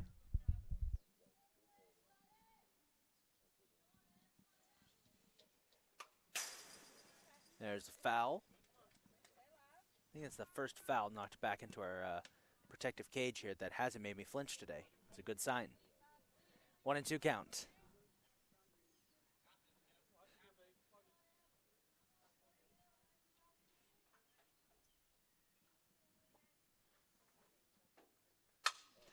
Ground ball gets past Voss. 1 run's going to score. 2 runs are going to score. It's 10-3. Now the score's starting to catch up with the hit column. And timeout's called here so the ref can brush off home plate.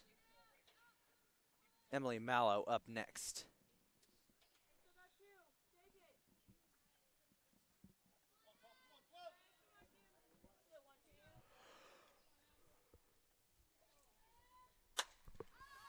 Popped up.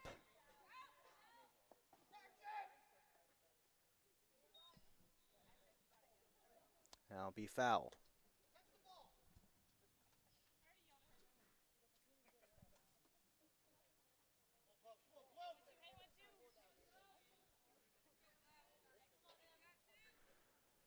Oh, and 1 count.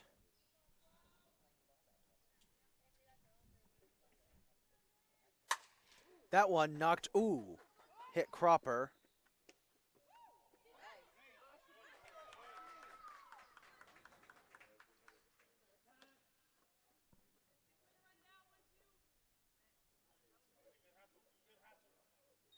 So that hit Cropper, bounced off of her. Mackenzie Brooks tried to made a great catch, but wasn't quick enough.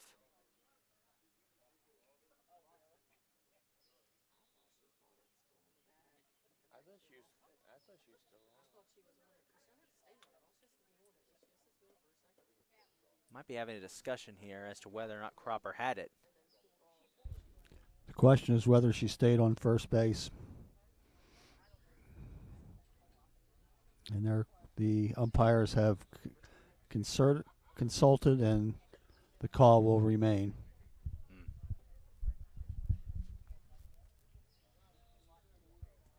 They're just checking to make sure Cropper's pitching arm was okay. She got hit right there.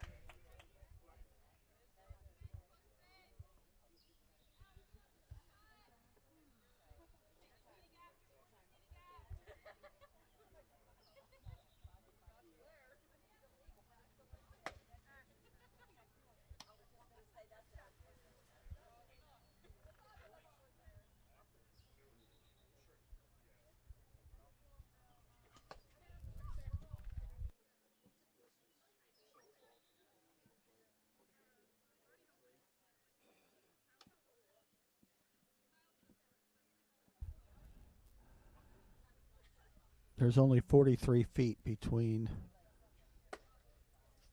the rubber and home plate, so a ball hit back that quickly, not much chance to react and get out of the way, and that's what happened there.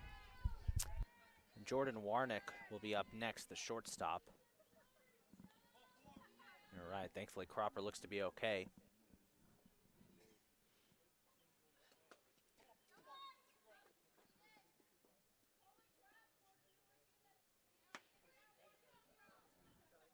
And we're going to have another check here. Cropper had a bad pitch there. Cropper was not able to hold on to that pitch, and I think she's probably going to have to come out of the game. That isn't exactly an ideal situation for the Cardinals. Well, it looks like actually they're just going to shift her to first. Felicity Voss will come back in. And Voss looks like she's in some pain, too.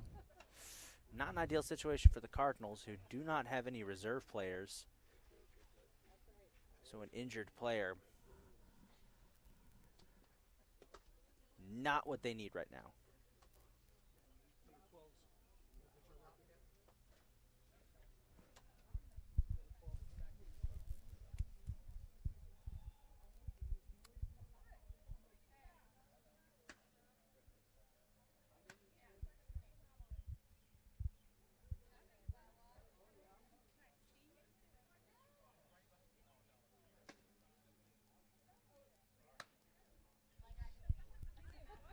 Catonsville so far suffering through a nightmarish top of the 7th. 4 hits, 2 errors, and 4 runs in.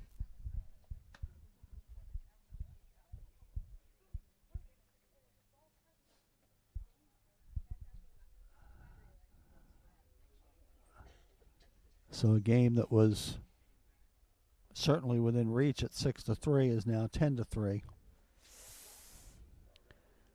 And they're still not out of the inning.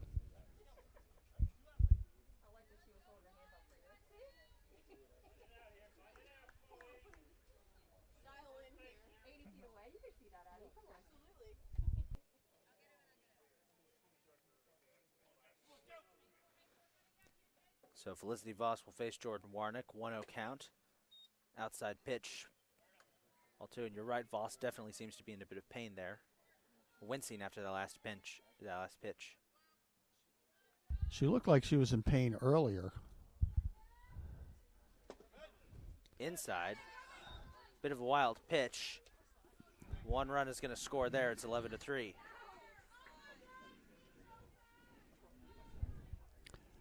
And it appears that she has little control over what she's throwing at this point.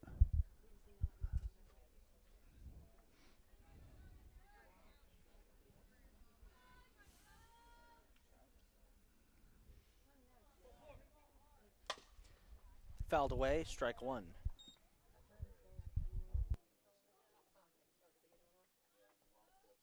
Wild pitch.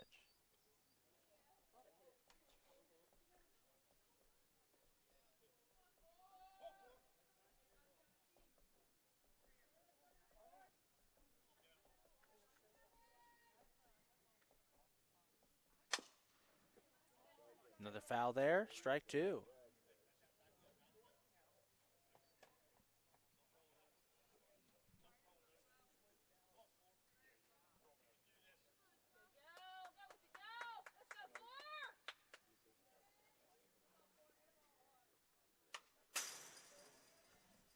Another foul.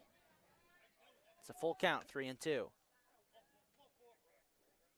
And Allegany has batted around here in the top of the 7th.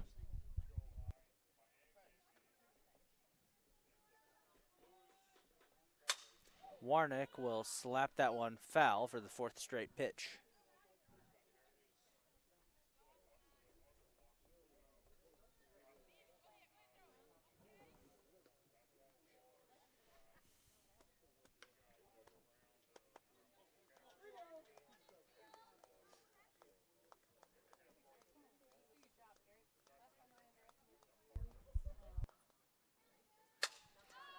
That one, fly ball, left field.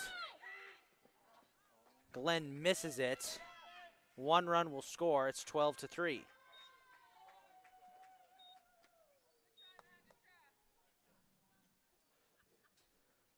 And we're back to where we started this inning with Olivia Hess.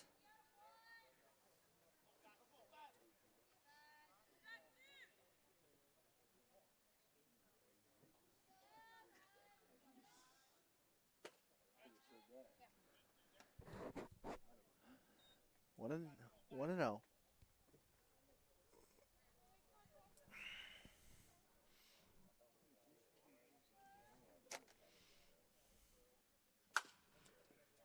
Foul ball, strike 1.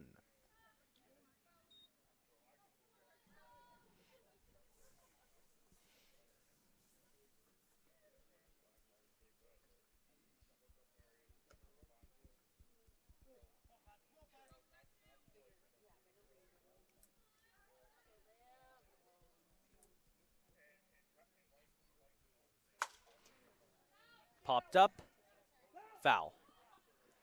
1-2.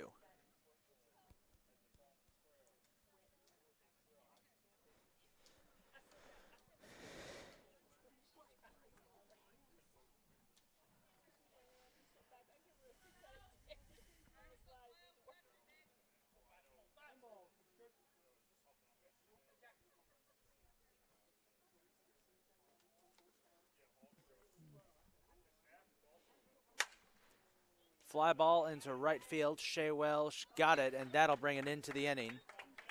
12-3. We've got one more half inning to play.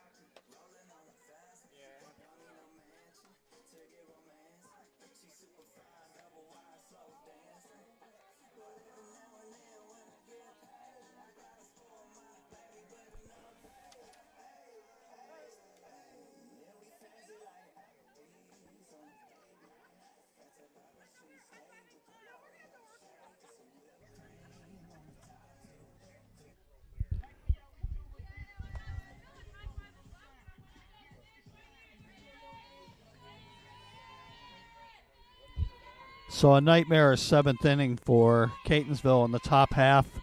6 runs, 5 hits, 2 errors, and 1 left.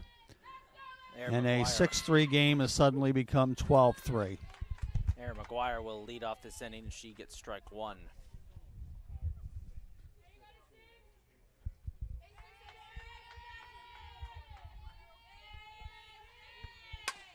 McGuire, it's a ground ball.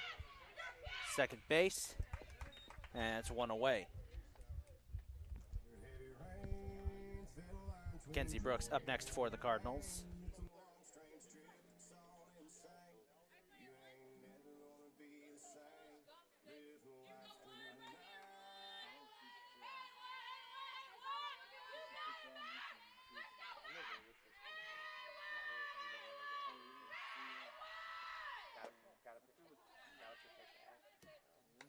Inside pitch, ball 1.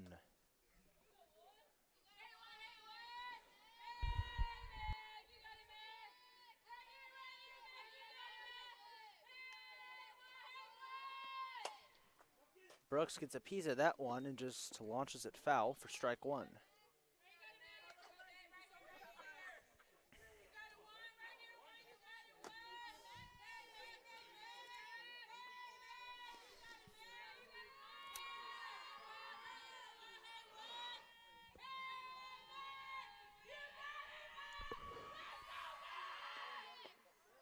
Inside pitch, ball 2. No,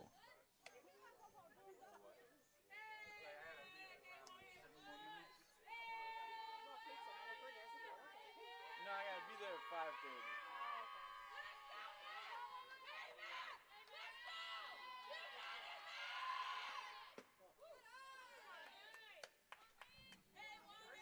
3-1.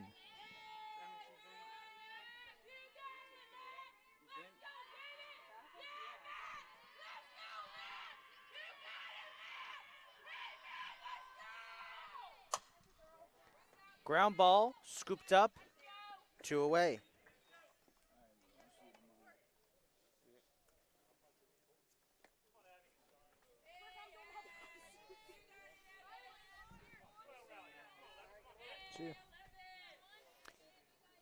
Last chance for the Cardinals, Abby Hagee.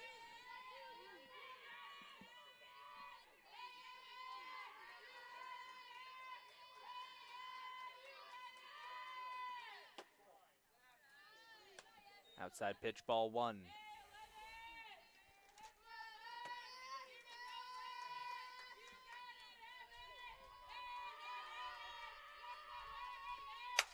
That one slapped into left field, and it'll be a single for Hagee.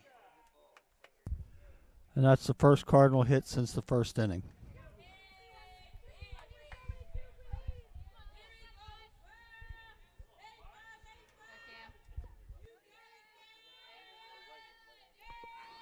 Cam Cropper up next for the Cardinals.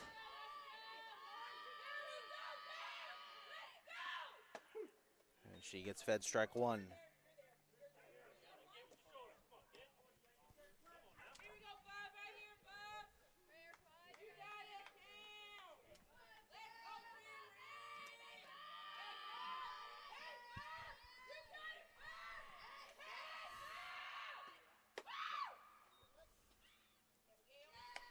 One and 1.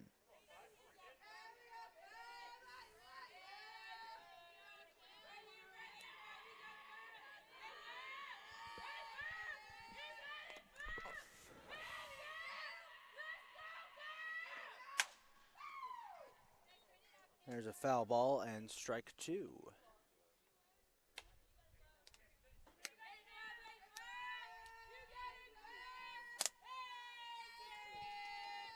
Cardinals down to their final strike.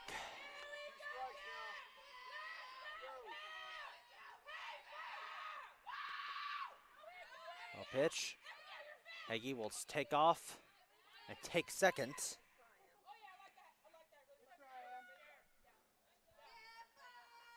2-2.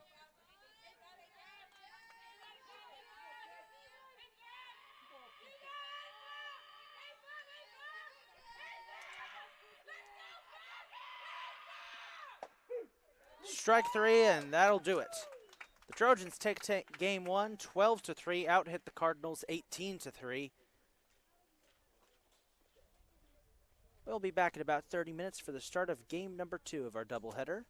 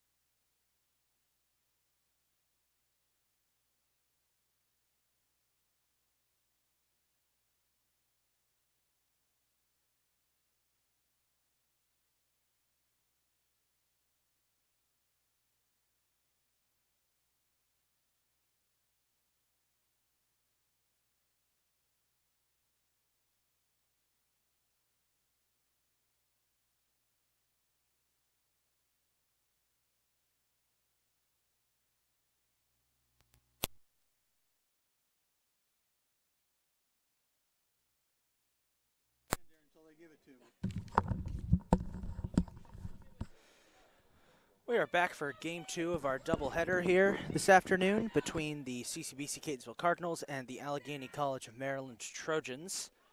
The Trojans took Game 1 by a final score of 12-3, out-hit the Cardinals 18-3.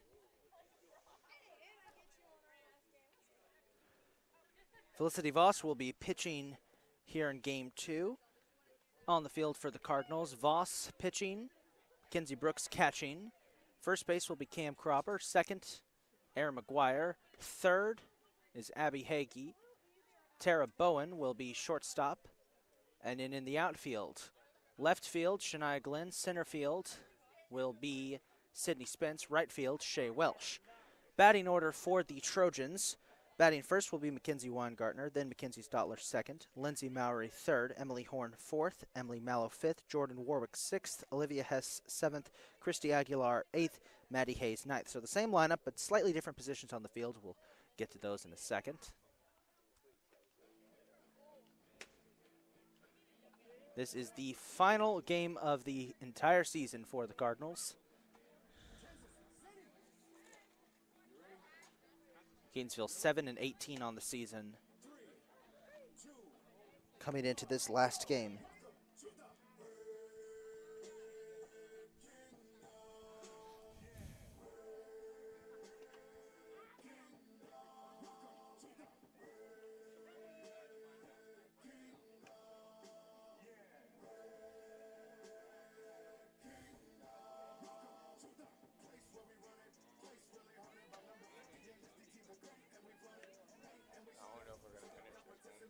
Oh,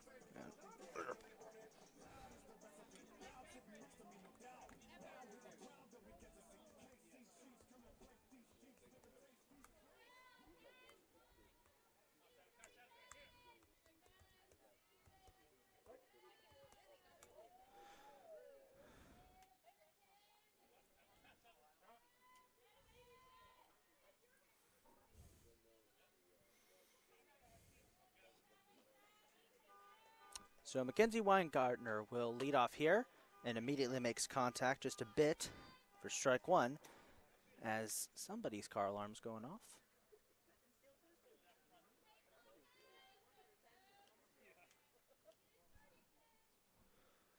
Oh and 1.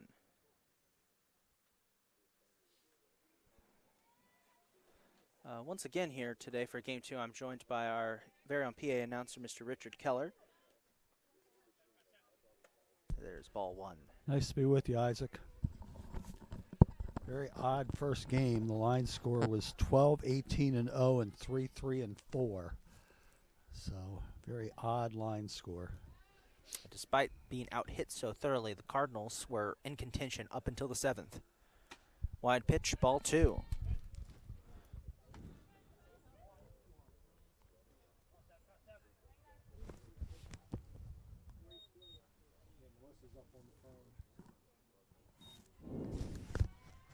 Two and 1 count. That one smacked. Bowen has it. One away.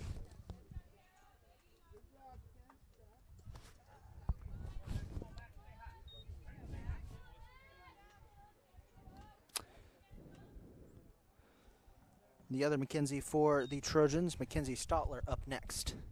I mentioned in Game 1 she has a curious warm-up swing. Kind of smacks her shoulder with it every time.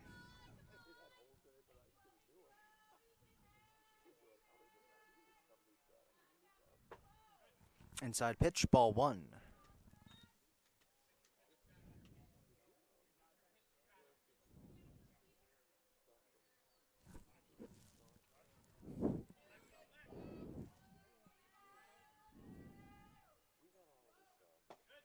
Way inside, Stotler has to jump away from it. Ball 2. Isaac, getting back to the first game, Catonsville had opportunity with the bases loaded not once but twice in the first inning and only scored 1 run before they loaded the bases. And after that, Allegany shut the door. Catonsville cut a 6-1 lead to 6-3, but then a nightmare 7th inning for Catonsville as Allegany scored 6 runs to put the game away. So again, it's one of those things in baseball or softball that you've got to make sure when you have the opportunity that you take advantage of it. Foul ball goes sailing into the Catonsville batting cages. That'll be strike one. So 3-1 count.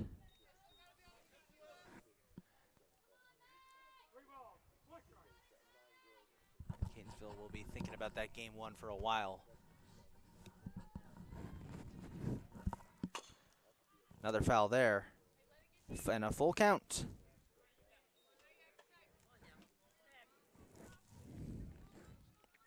A little concerned heading into this game for Catonsville. Both of their pitchers, Felicity Voss and Cam Cropper, seem to be in pain at the end of game one. As Voss will strike out Stotler, 2 away.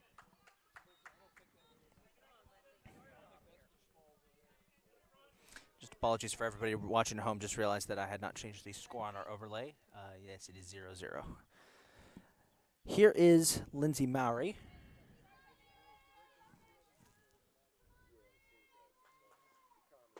Swing and a miss, strike one.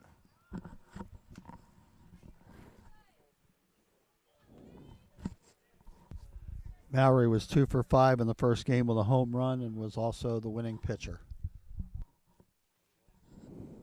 0-1 count. Outside pitch, ball one.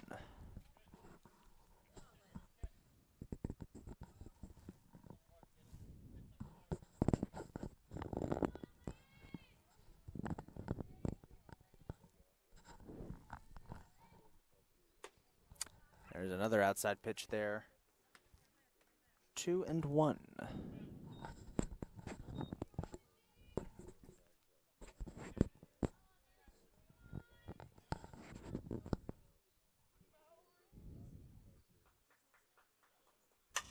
Mowry smacks the one right into Hagee's glove. That'll end the top of the first. We head to the bottom of the first. 0-0 is the score.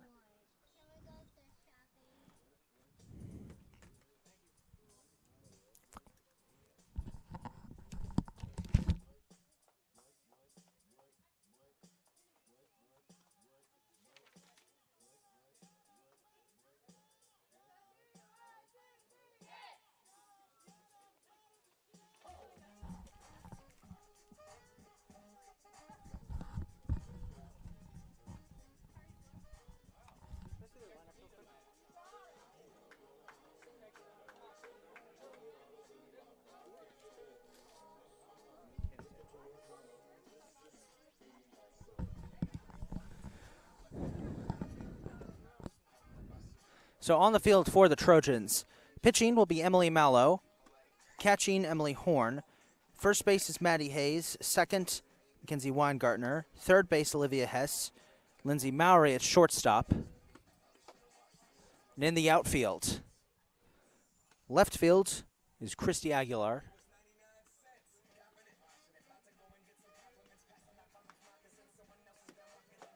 Excuse me, right field is Christy Aguilar. Left field is Mackenzie Stotler, and Santana Sanchez will be in center field as a flex player. Jordan Warwick not starting this game out on the field, but will be batting as a designated player for the Trojans.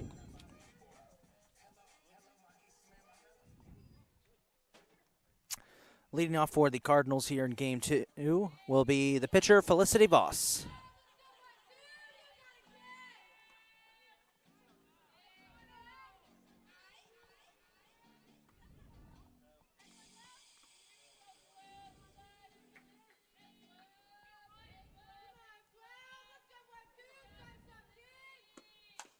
And she immediately gets a piece of it. Puts it foul for strike one. High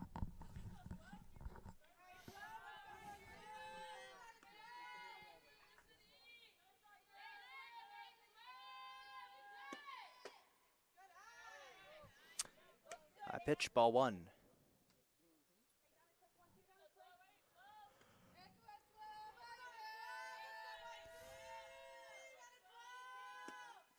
Swing and a miss. Strike two.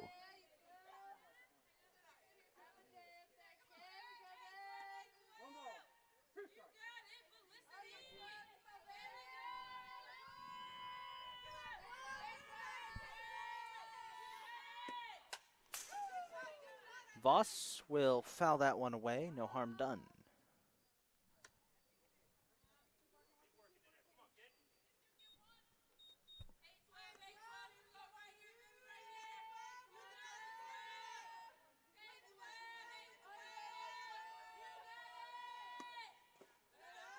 Low pitch and inside. Ball 2 will even us up at 2-2.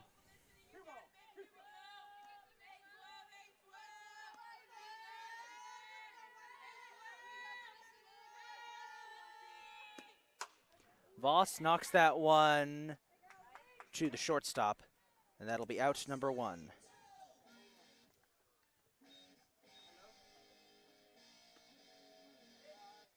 Aaron McGuire up next for the Cardinals.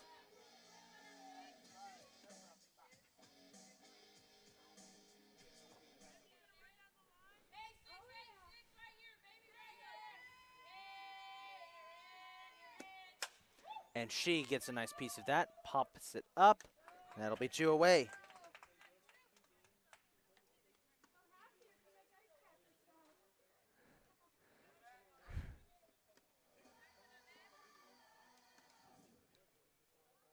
Kenzie Brooks up next for the Cardinals.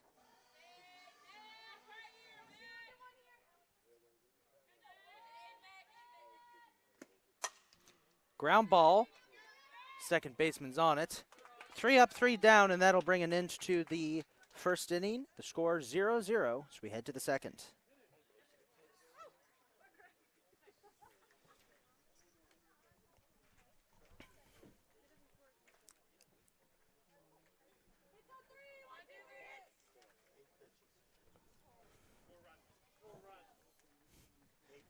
Eight pitches. Only 8 pitches thrown that entire first inning by the Trojans.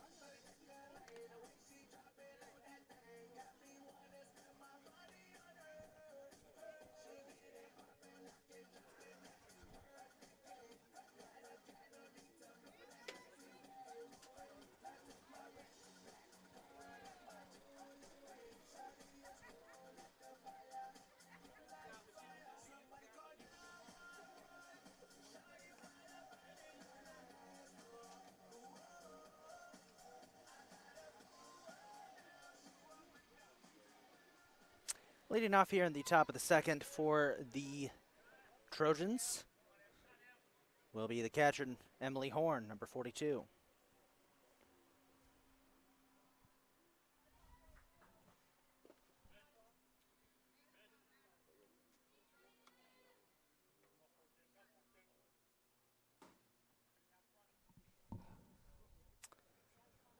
One no count.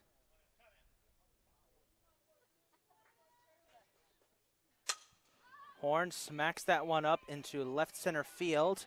And Shania Glenn with a great catch. 1 away.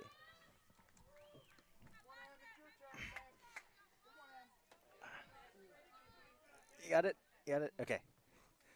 Sorry, no, that was a squeeze.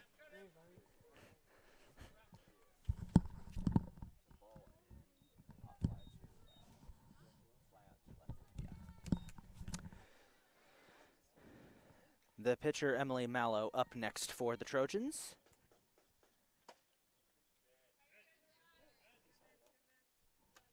And she gets hit with ball 1.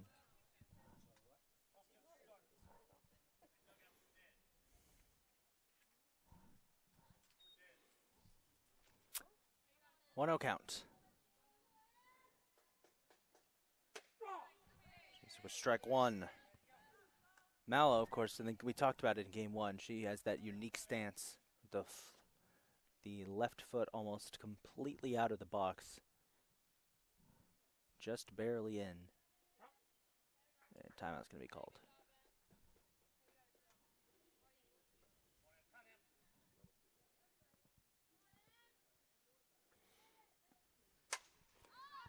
That one will land on top of the dugout for Allegany for strike two.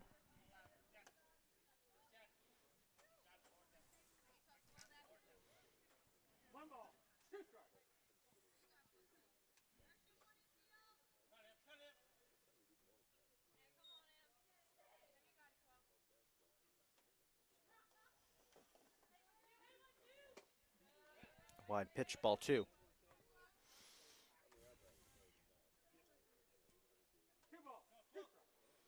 2-2 count.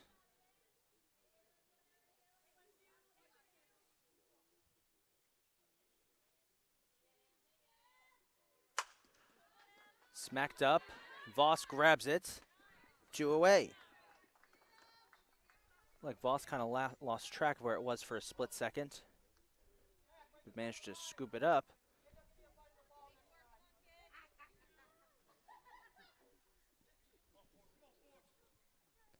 Jordan Warwick, the designated player, up next for the Trojans.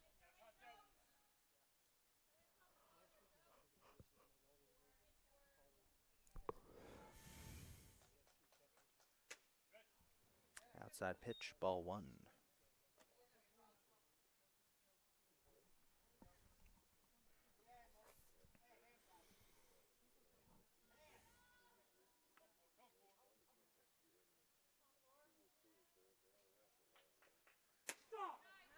Down the middle, strike one.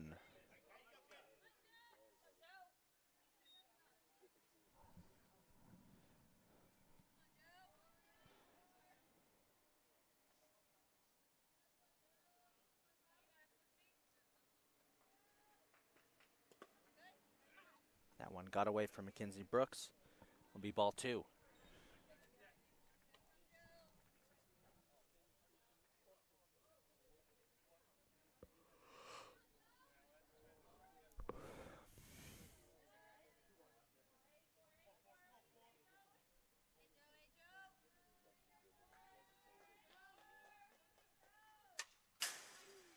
Fouled away. We'll even things up at 2-2.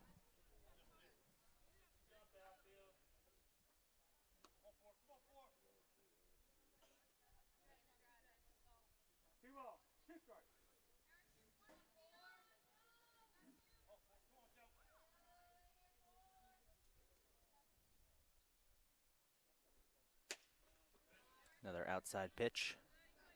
3-2.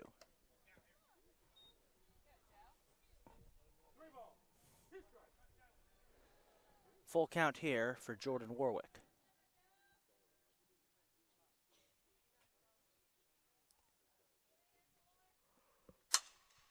She smacks that one into right center field, and it is gone. Home run for Warwick. And the Trojans get on the board first.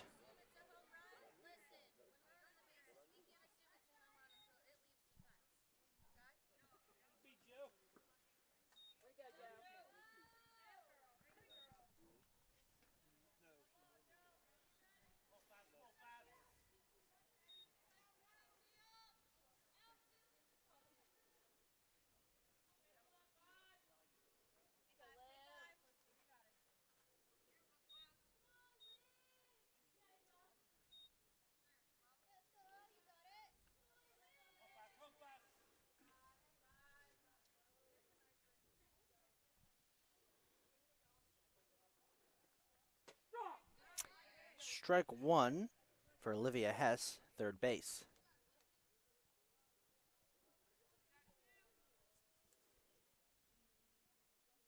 Ball carried a lot better than it looked coming off the bat. Hess smacks that one up. Tara Bowen is underneath it. And that'll do it for the top of the second. So the Cardinals give up one. but remains a game within striking distance as we head to the bottom.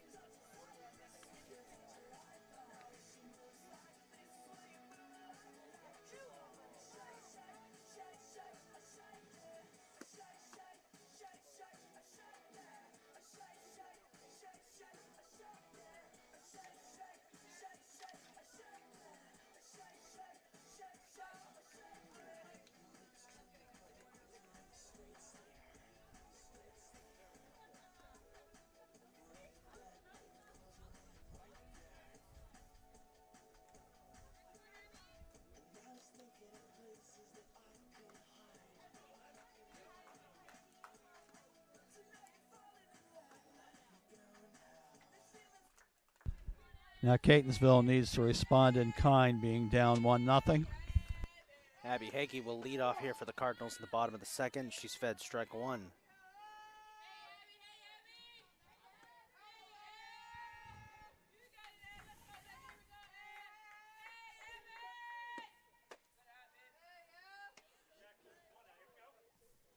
One and one.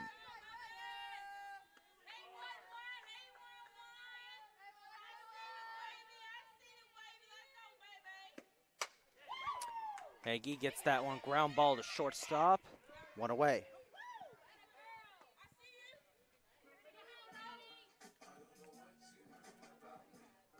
Cam Cropper will be up next for the Cardinals.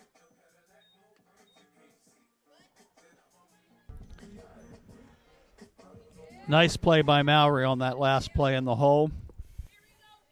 And a very strong throw. Strike one. Got her looking.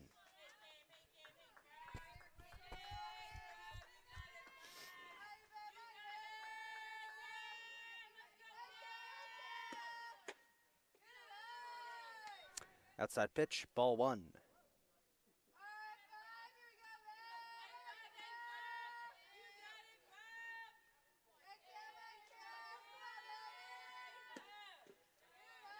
That one a bit inside, ball two.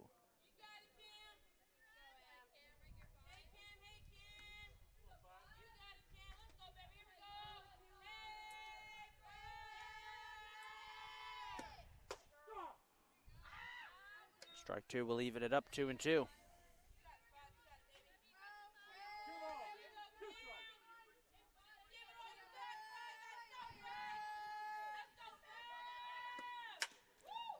That one plopped foul. No harm done.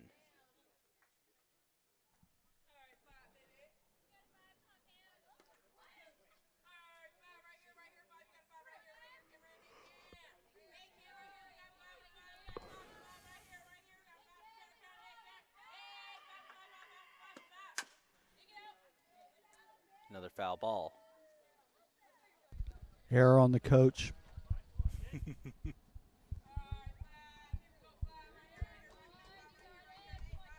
Somebody needs to give him a hard time. Remains a 2-2 count. Swing and a miss for Cropper. She'll strike out. 2 away. And that was a really nice changeup from Mallow. Tara Bowen will be batting next for the Cardinals. Catonsville has yet to get a hit off of Mallow. Got my sides mixed up.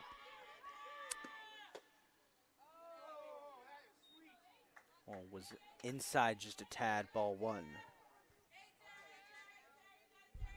Once again, our Allegany umpires questioning the call. Bowen smashes that one right to the second baseman. And just like the last inning, it's 3 up, 3 down. We head to the third.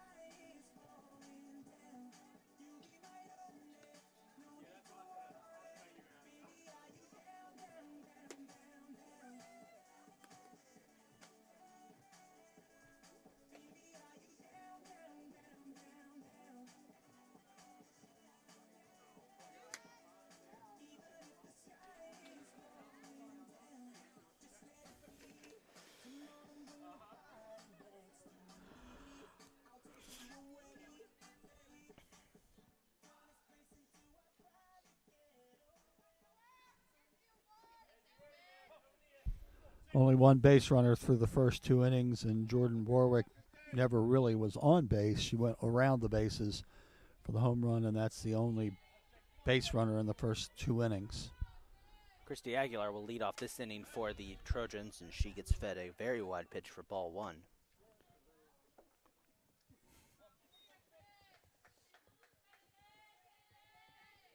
Home plate umpire said that was just a little bit outside, maybe a foot or 2. That's an understatement. That one, strike 1.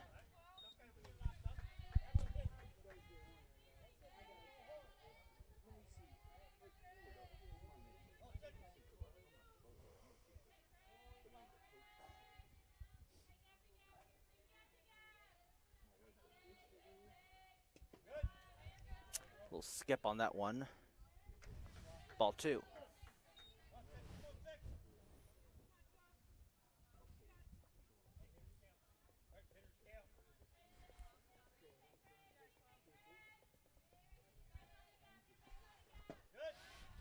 Another inside pitch. 3-1.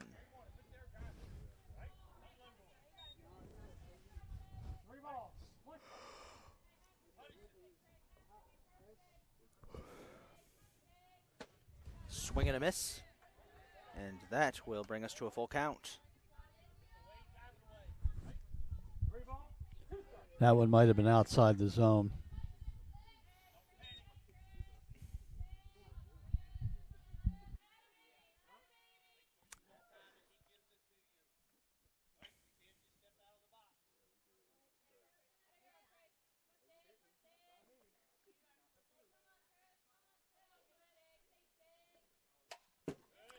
Fouled away. No harm done.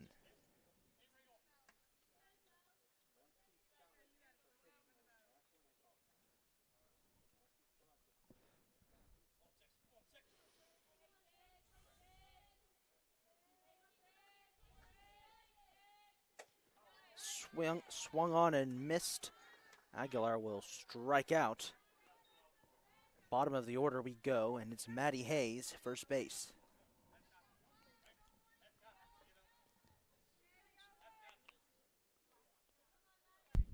Looked like Boss took a little bit off that one.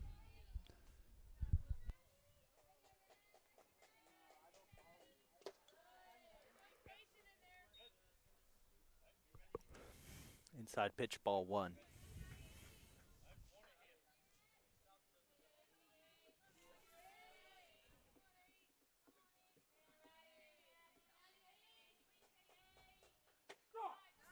That is strike 1.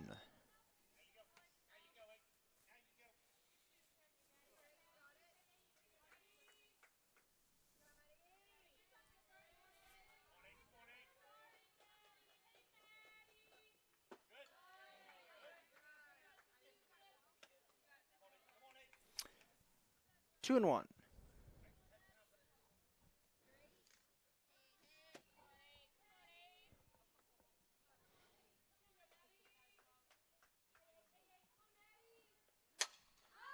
Popped up.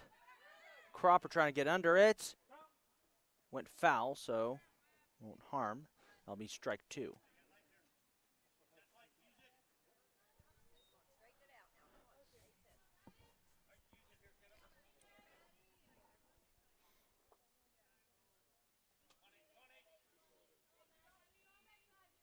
ball, 2 strikes.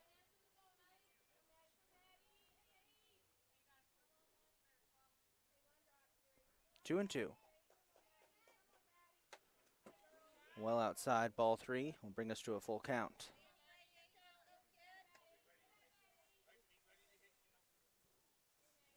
Three ball, 2 strikes.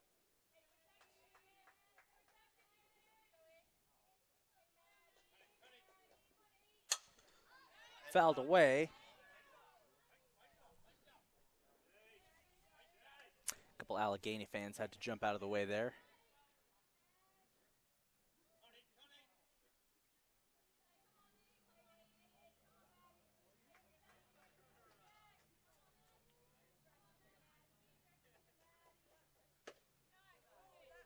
Inside pitch. And that'll be ball 4. Hayes will walk, first base runner of the day, technically.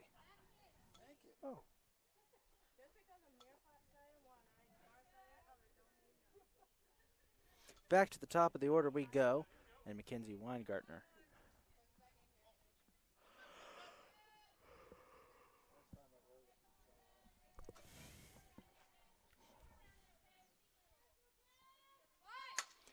Weingartner goes for a bunt. Good one. Not quick enough. That'll be out number 2. That does get Hayes to second, however.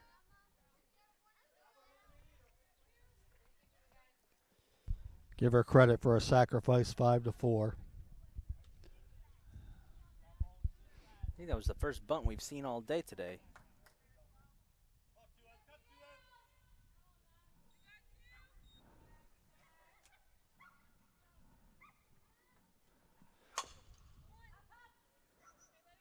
Mackenzie Stotler up next as she smacks that one foul for strike 1.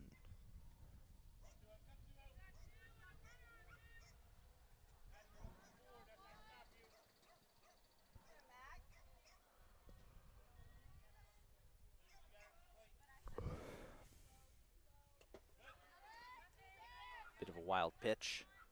Ball 1. Brooks with a nice short hop to keep the ball from going all the way to the backstop.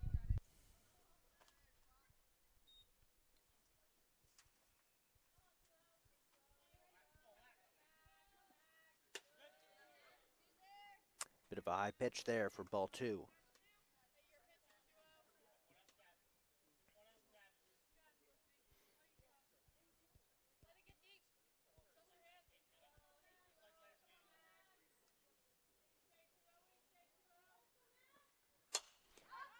Popped up.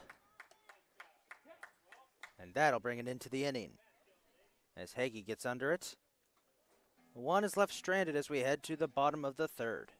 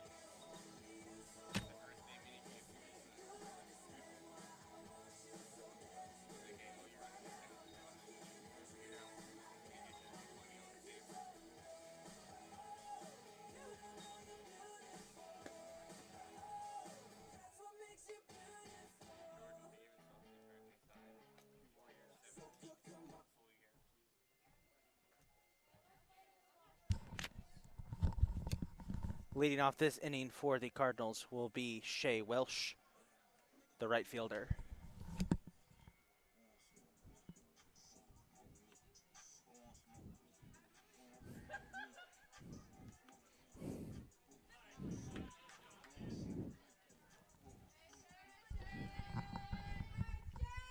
Shea dancing to the music at the plate.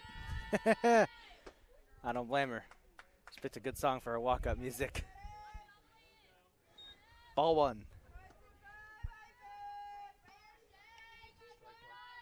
Oh, strike one, excuse me. Welsh knocks that one up. And it's picked off by Mowry. One away.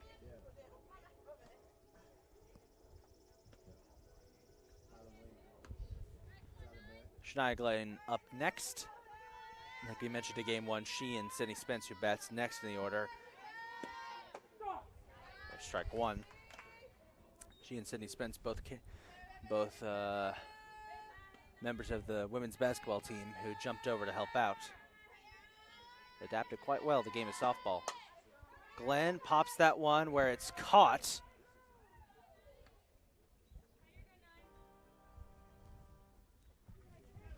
A great catch by Hayes. That's two away.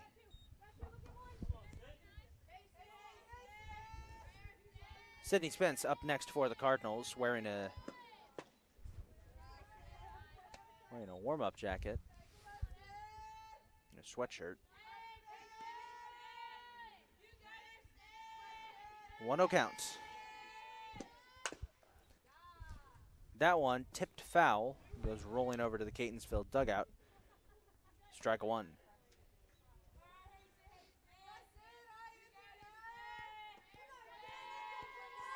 One and one.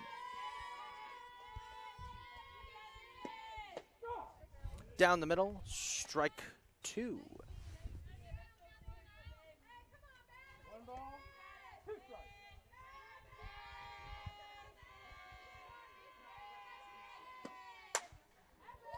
Another foul ball that goes launching over towards the Catonsville stands. Remains a 1-2 count.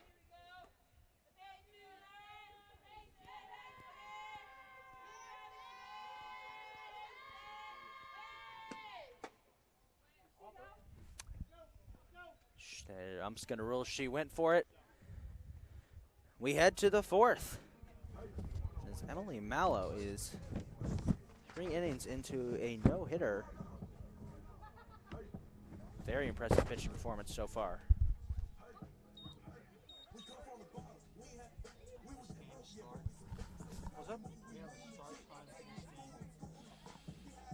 No. Do we have the start time for this game? Oh.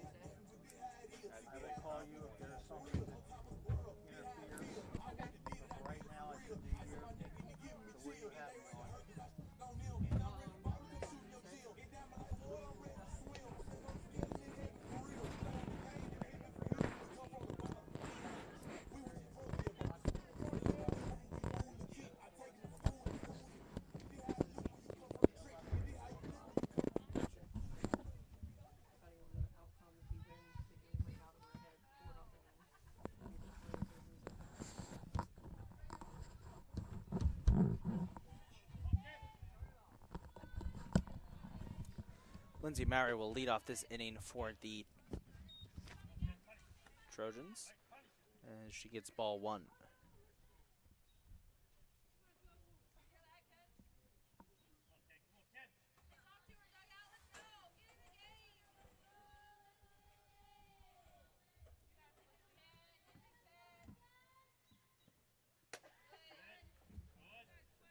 High and wide. Will be ball 2.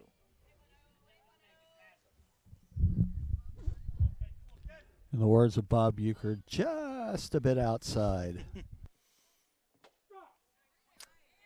There's strike 1. 2-1 count.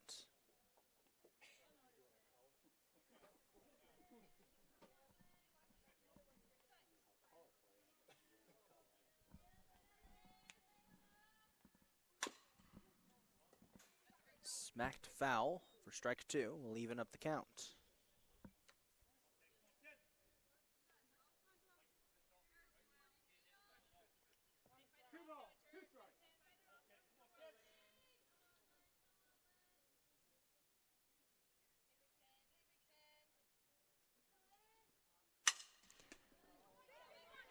Hagee with a great stop there. Despite a bit of a bobble, manages to get it to first, and that's 1 out. Emily Horn, the catcher, up next.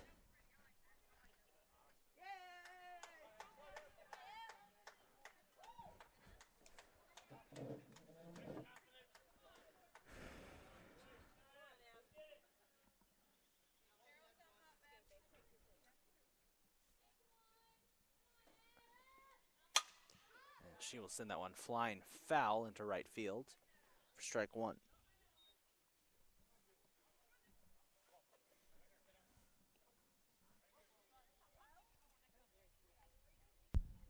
Very quiet game so far. Allegany with 2 base runners. 1 on the home run and 1 on the walk, and Catonsville has gone 1, 2, 3 in each of the first 3 innings. Way inside. 1-1. Very different tempo from game 1.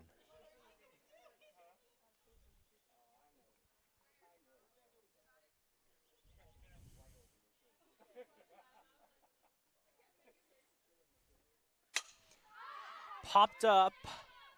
Hagee underneath it. 2 away. So now Emily Mallow will be up next.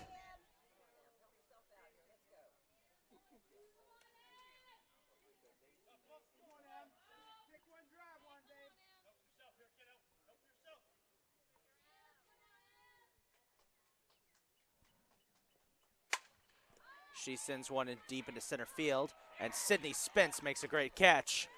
1, 2, 3 for the Cardinals. We head to the bottom of the 4th.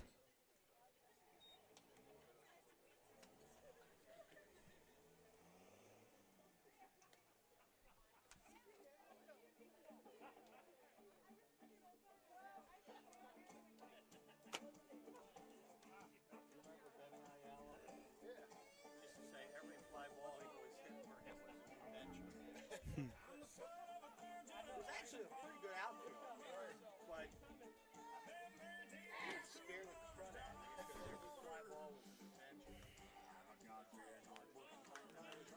Don Stanhouse.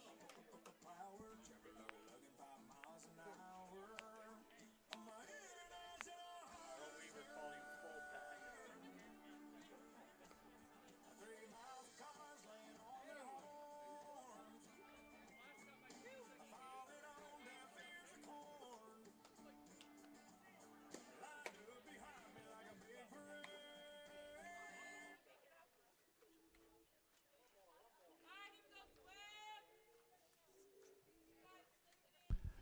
Well, Catonsville's down by a run. They need to get something started. They've gone 1, 2, 3 in each of the first 3 innings.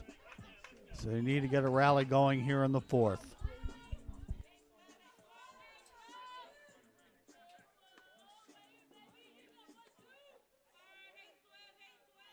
Well, we have Felicity Voss leading off.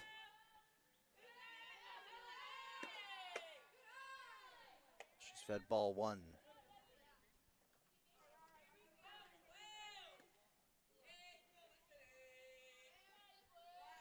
One-oh count.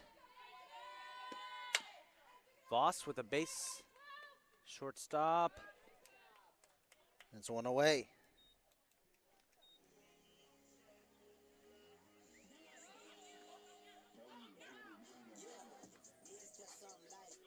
Aaron McGuire up next for the Cardinals. Mallow has now retired 10 in a row.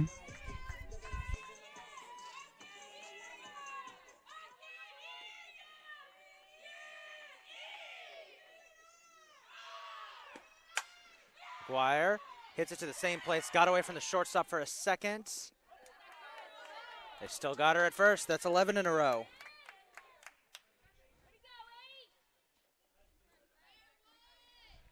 Thought for a second that bobble was going to end what's been, I believe, a perfect game so far. Good arm, though.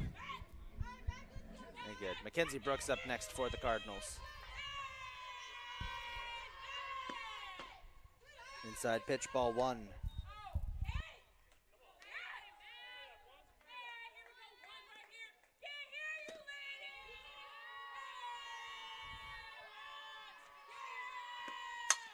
Smashes that one into the gap, and yeah, drinks it. Brooks with the first hit of the afternoon for the Cardinals. And let's all say it together in the press box. There goes the no-hitter.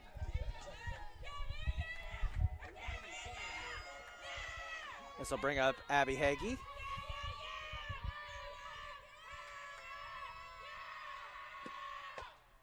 Wide pitch, ball 1.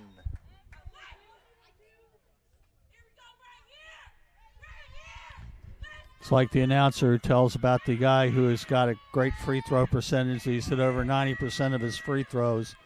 And what happens? He misses. It's like taking the kid to the doctor. When you get to the doctor's office, the kid's just perfectly fine. 2-0 count. My pitch, that'll be ball 3.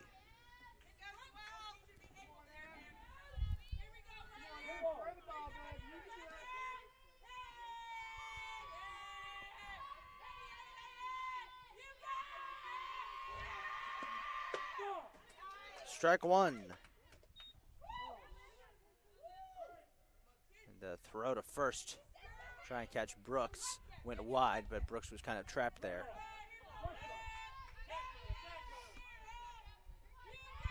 Three and 1.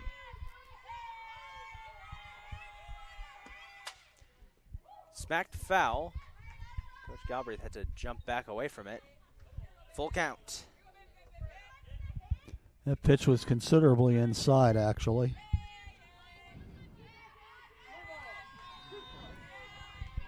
Full count for Hagee.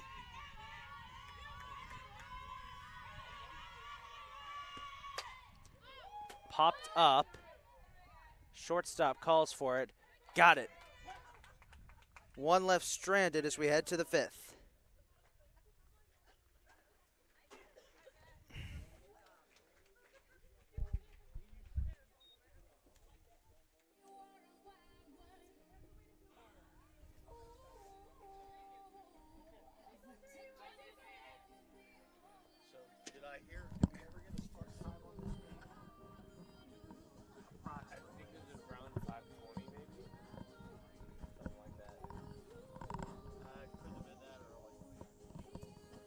Closer to 5:40.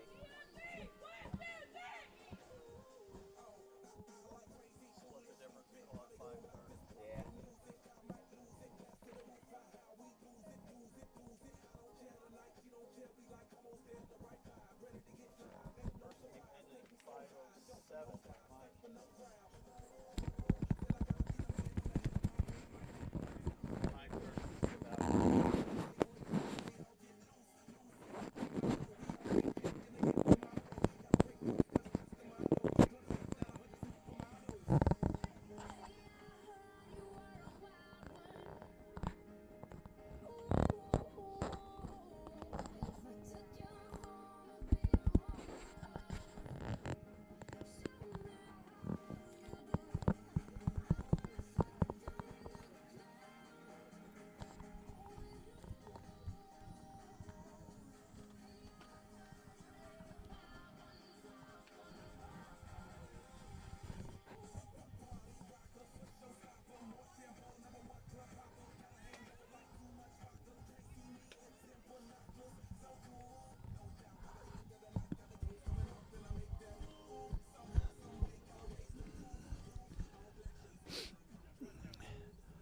So this game flying along. We played 4 innings in less than an hour.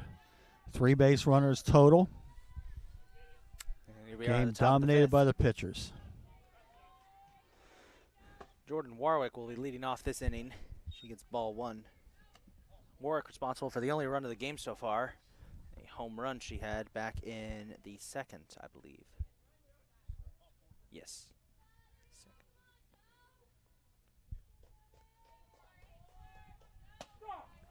Strike 1.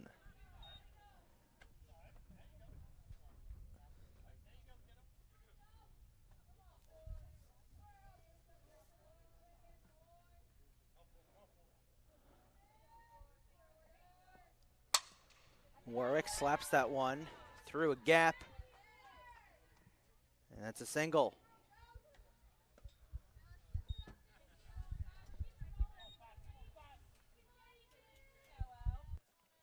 So we'll bring up Olivia Hess.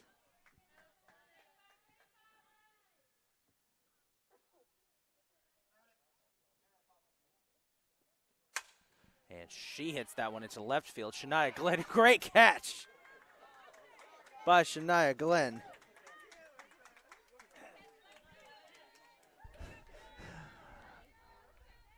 Somebody down in the stands just said, "Look what I found," and that's kind of the way that one was. She put the glove up, and the ball landed there. Hell. Still a nice catch. Yes, great catch. Christy Aguilar, right field up next. She pops that one up, and that will land foul for strike 1. Good hustle by both Mackenzie Brooks and Cam Cropper to try and get underneath it.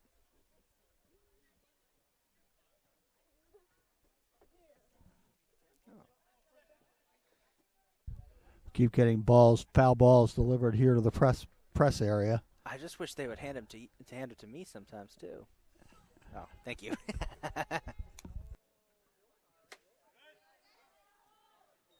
1-1.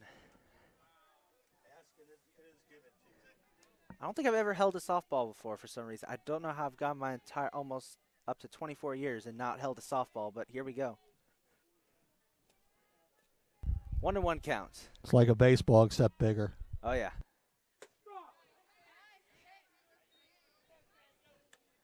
You don't say.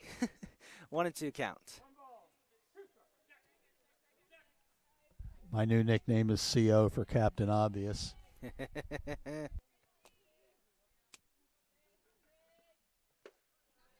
of a wide pitch there for ball 1.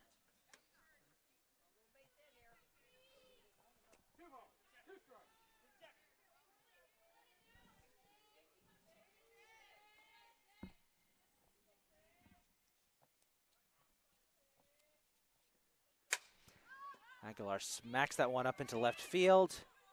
And Tara Bowen with a great catch. 2 away.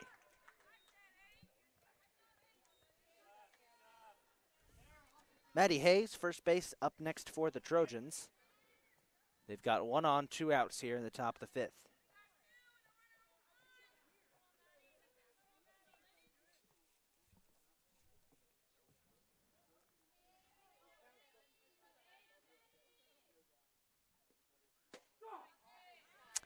Strike 1.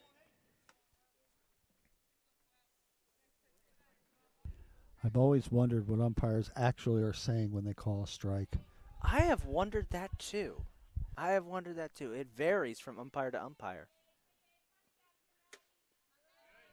It's ball 1. We had an umpire calling a baseball game here earlier this season who was very clear, would just straight up say strike. But in the very next game that I did, is that one hit right back to Felicity Voss to bring it into the top of the 5th. Some good catches in that inning. As I was saying, we had an umpire who would very clearly call strike. Very next game of a doubleheader, the other umpire who moved in from the field, whenever he would call a strike, he would just raise his fist up and go, "Pah!" So. Well, I have to say, when I'm watching a game, particularly in baseball, What I like is when an umpire will tell you where the pitch was.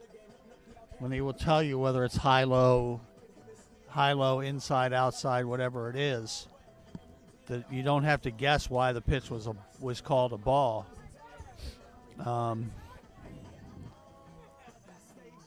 Sometimes the umpires will also do that by moving their shoulders if the pitch is inside or outside. So, but yeah, I've often sort of wondered when umpires call a strike, it doesn't really sound like the word strike.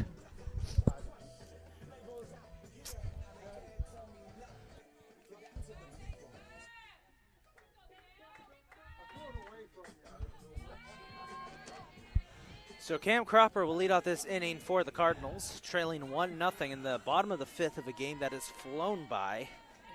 Catonsville needs to get something started soon. Yes, they do. Ball one.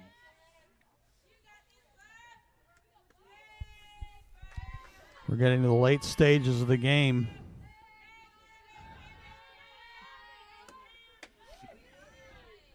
Outside, ball two. Catonsville with only 4 hits in the doubleheader. 3 in the first game and 1 here in the second.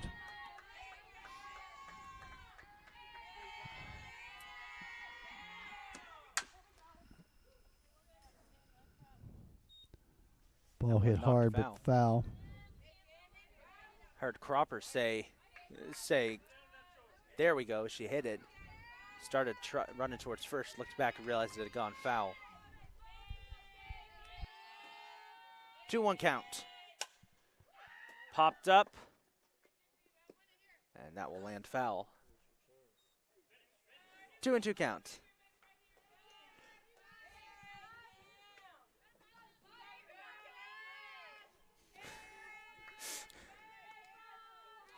Two and two.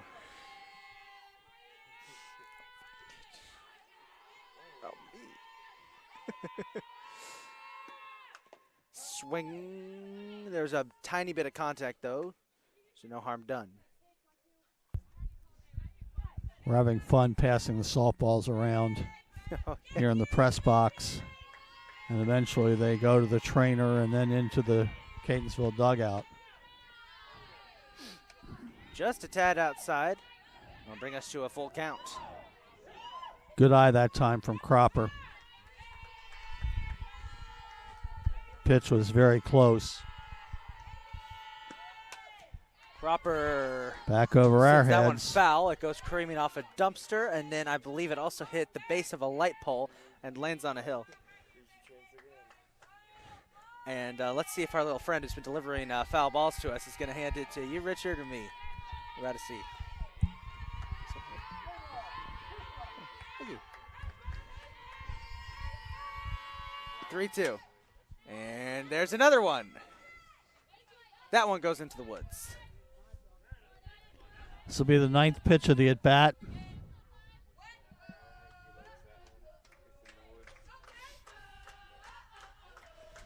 The energy from the Catonsville dugout really ramping up here. Swing and a miss for Cropper. She'll strike out. So plenty of contact, but just none of it in the direction the Cardinals wanted. As this will bring up the shortstop, Tara Bowen.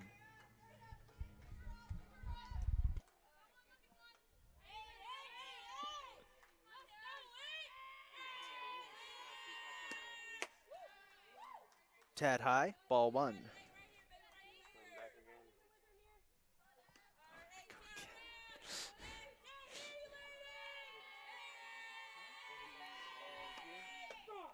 There's strike one. Ooh, the last foul ball just got delivered to us, and you're right. Got a little tear on it. 1-1. Bowen will knock that one foul to the woods again. Well, there's a small boy who I believe he's the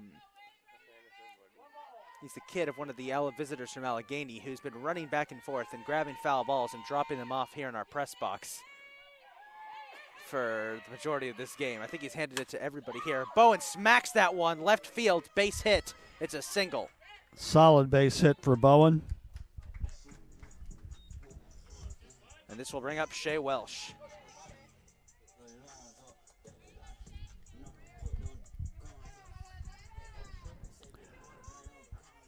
Again, what Catonsville has failed to do most of the afternoon is bunch hits together. Shea Welsh will swing and miss there. I think every member of our press box has been handed a foul ball now, except for our score guy, Larry. So next time, that goes wide for ball one. Next time the boy who's dropping off the foul balls comes by, point him in Larry's direction.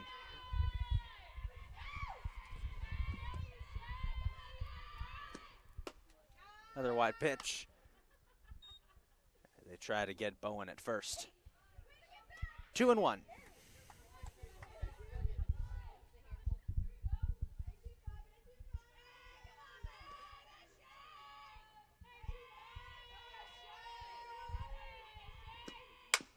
Bowen smashes that one to short, and the second baseman misses it.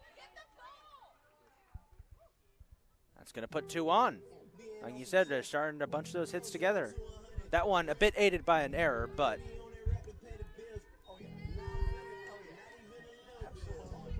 Shania Glenn up next for the Cardinals.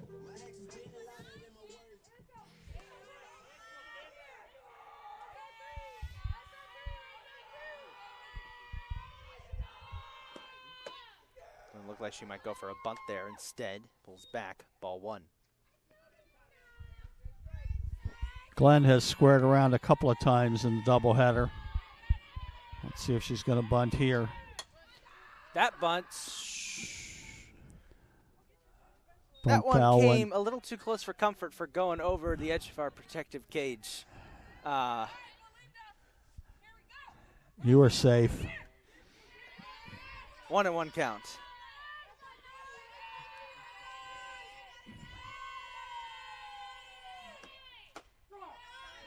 Strike two looking. We got to start keeping tally on who that boy delivers the balls to when he drops them off. Well, he's found a lot of them. I'll say that. I think he has 3 for you, 1 for me, and 2 for Madden, our intern, working our live stats. Swing and a miss there for Shania Glenn. That'll be out number 2. This will bring up Sydney Spence.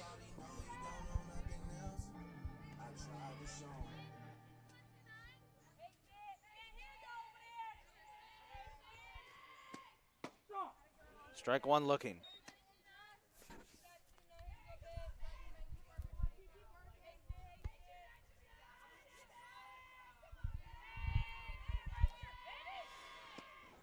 Swing and a miss. Strike two.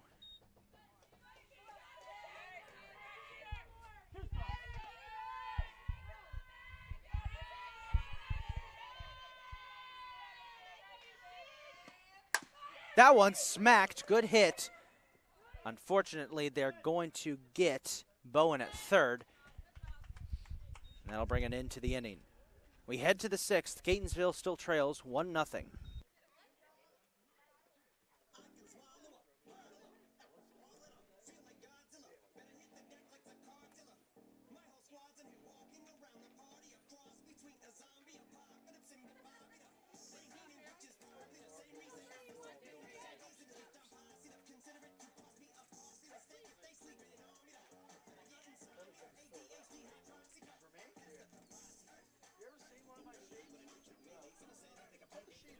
Oh, shit.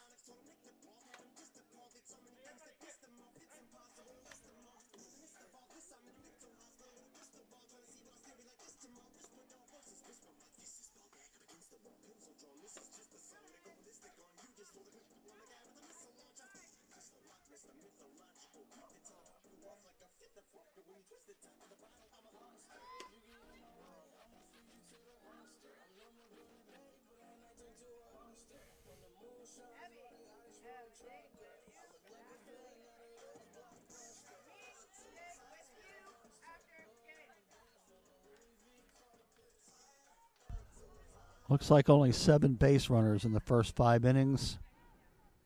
1-2-1 for Allegany, 0-2-0 for Catonsville as we move to the 6th. And we're at the top of the order for Allegany. Mackenzie Weingartner leading off. There's strike 1.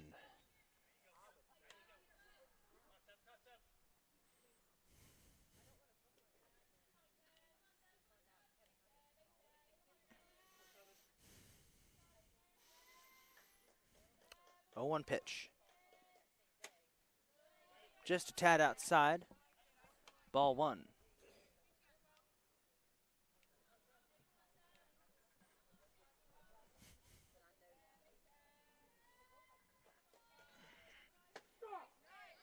Strike 2.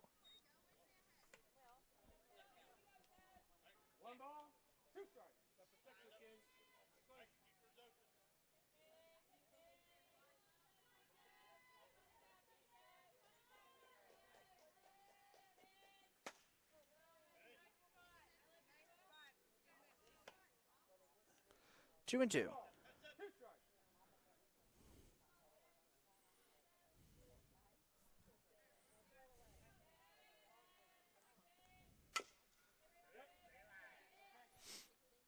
That one fouled away. No harm done.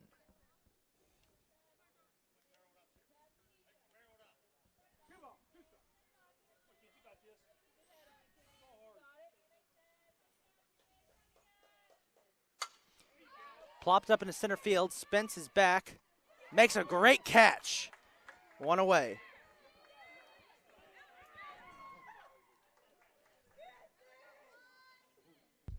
Catonsville outfield has made some really nice catches in this game.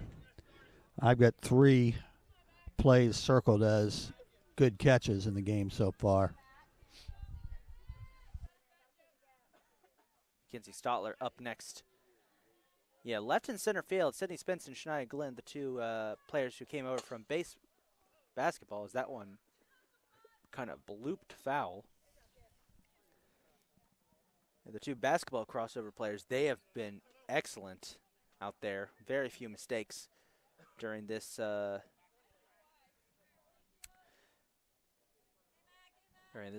Both of them have had some great plays.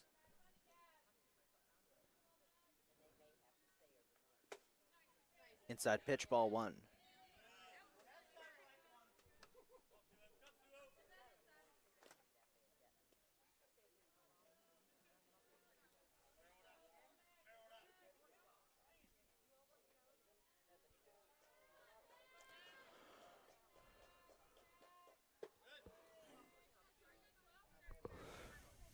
Back-to-back inside pitches. 2-1 count.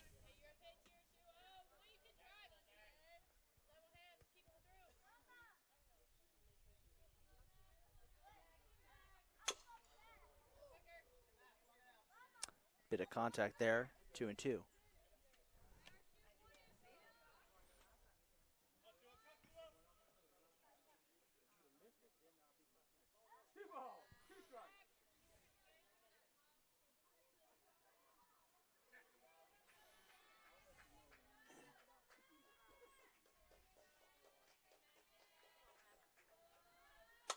Stotler smacks that one right to Hagee.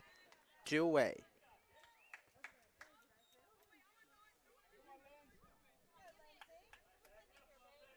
This will bring up the shortstop, Lindsey Mowry.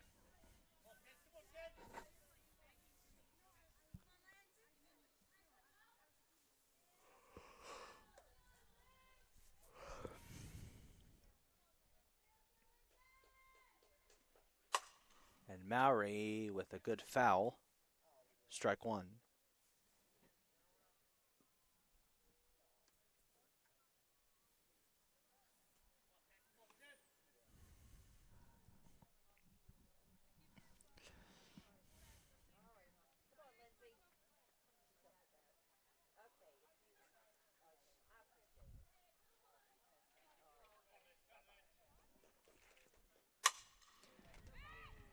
deep shot off the wall into left field.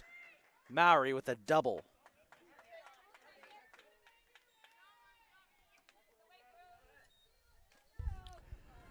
Be interesting to be able to have a radar gun as to how hard that one was hit off the bat. It's probably the hardest hit ball of the day.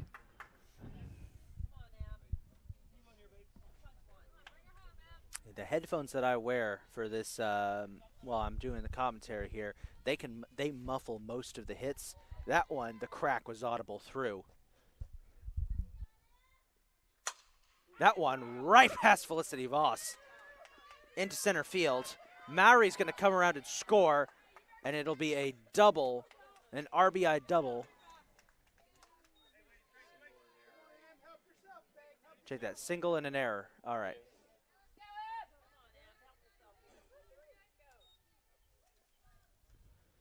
By Emily Horn.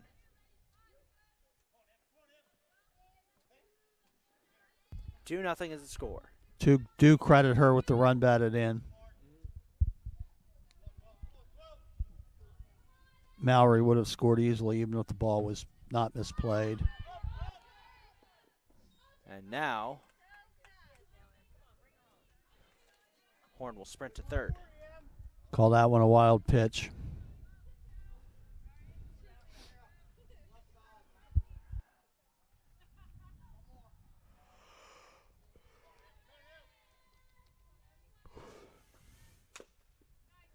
Got a piece of that one. Strike one.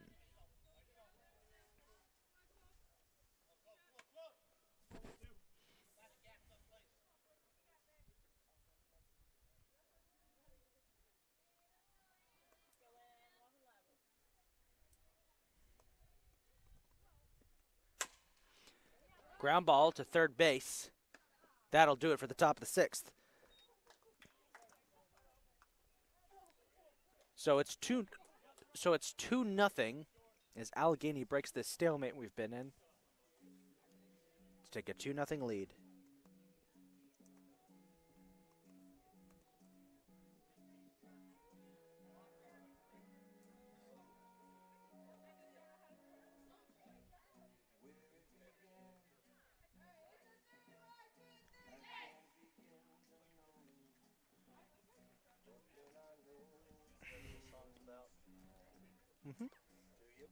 This song? Yes.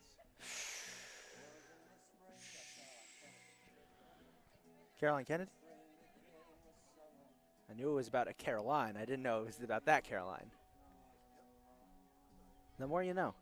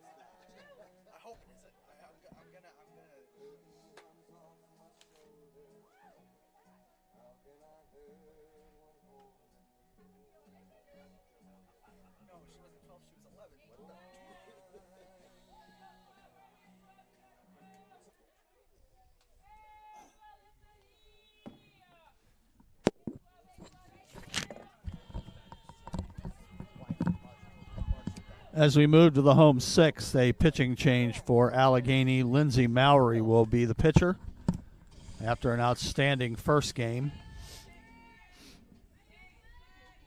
She will face off against Felicity Voss here as the Cardinals try to get something going in the bottom of the sixth.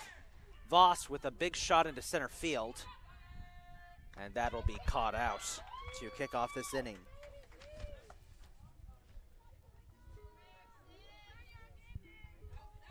Here's Aaron McGuire.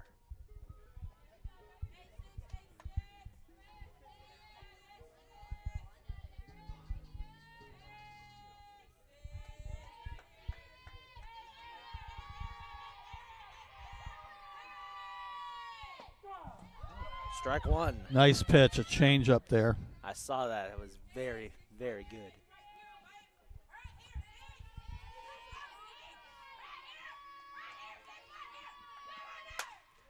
McGuire pops that one up. Fly ball. Caught out by second base. 2 away. And this will bring up Mackenzie Brooks.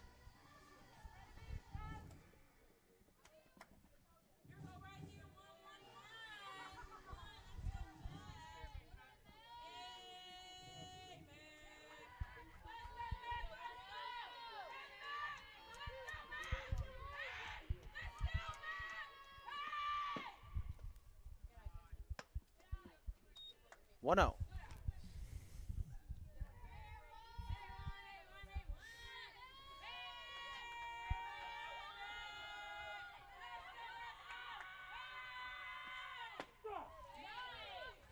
Make that 1-1. Strike one.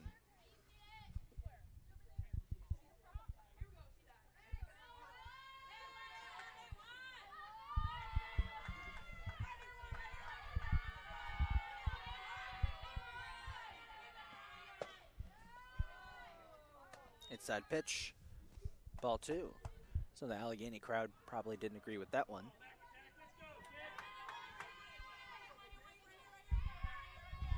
They've been umpiring a different game from time to time. 2-1 count, and Brooks will foul that one away. Crashes into the woods. Although in their defense, I think a lot of the pitches that they have complained about have been very close. That's true. The strike zone for both of these umpires today has been a little more inside than I would prefer personally, but that's their decision. 2-2.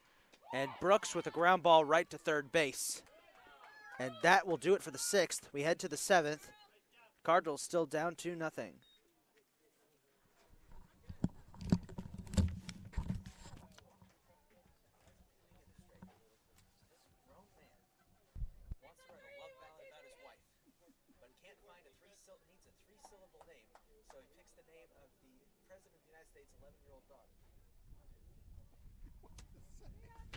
Am I right? Is that what it says? Yeah. Okay. It's just, it's like. What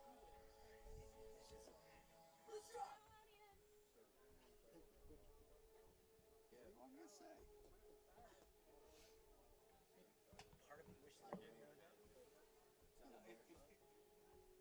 So trivia is weird. I would never make it on Jeopardy. I would get killed. But every once in a while I do it. So we did a trivia question one morning for my morning prayer. The question was, in 1839, Abner Doubleday invented what sport?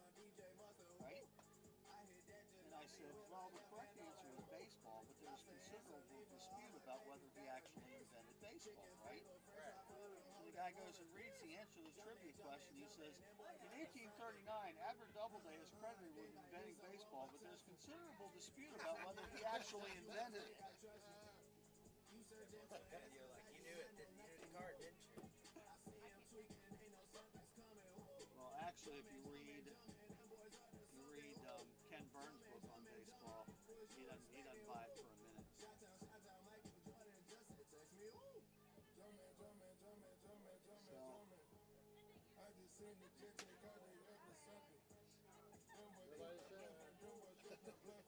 Wake up at second.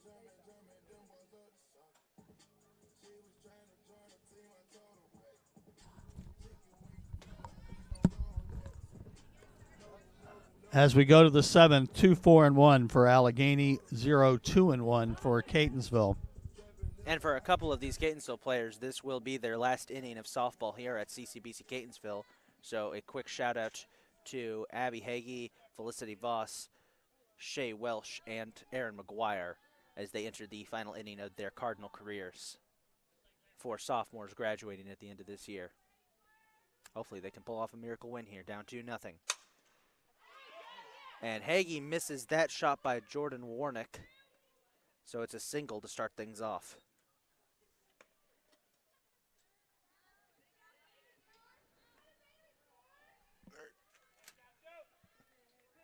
Olivia Hess up next.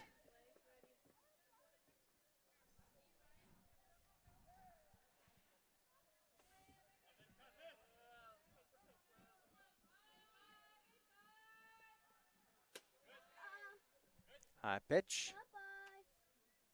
You going? Bye. Have a good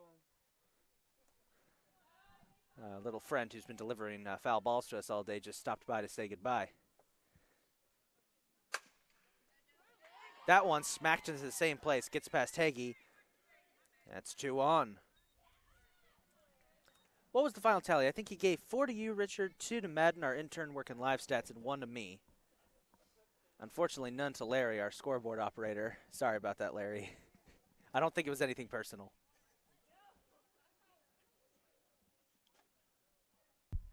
As this is interesting. Change of catcher's gear. Mackenzie Brooks needs some new gear, it looks like. While we have this brief moment in play, just a quick word of appreciation to everyone here at CCBC Catonsville for getting this season on.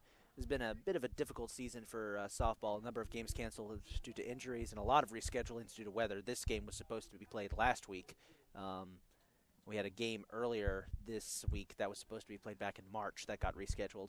So a big shout out to everyone here at CCBC Catonsville, all of our full-time, part-time employees and interns who have worked so hard on these games. Thank you guys for everything you have done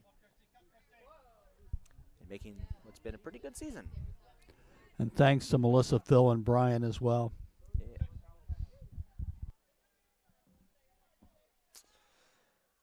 Yeah. With that said, here's Christy Aguilar, who smashed that one into left field, off the wall, and much like the last game, ooh, that went wide over Hagee's head. 1 run's going to score there, so it's going to be 3-0.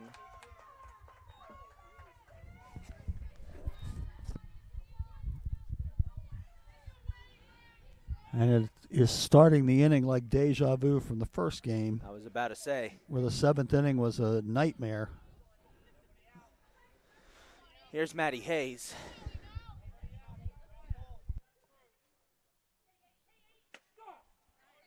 She gets served strike 1.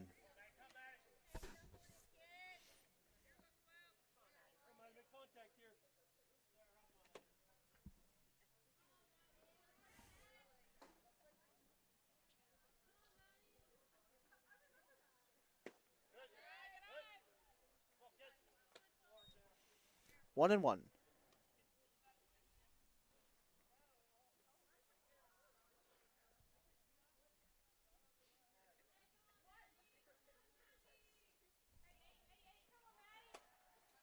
Inside pitch, ball 2.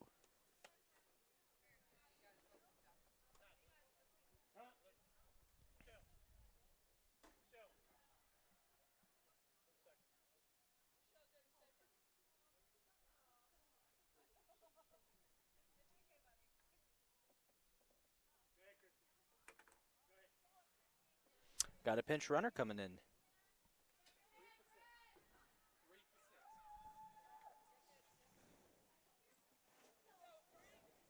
Who's 3 on that? Who's 3 on their team? Yeah. Michelle Cepeda. It's Michelle.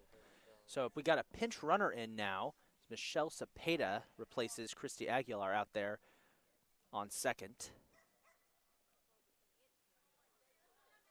2-1 count. That one flipped foul, strike 2.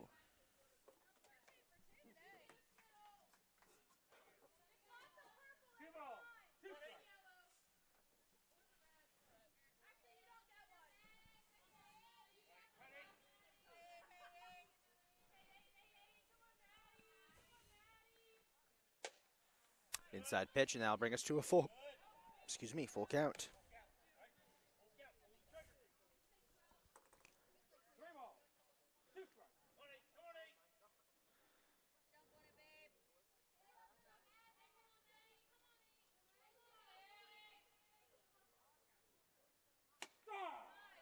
Strike 3. Got her looking. That's the first out of the inning. Back to the top of the order we go, and Mackenzie Weingartner.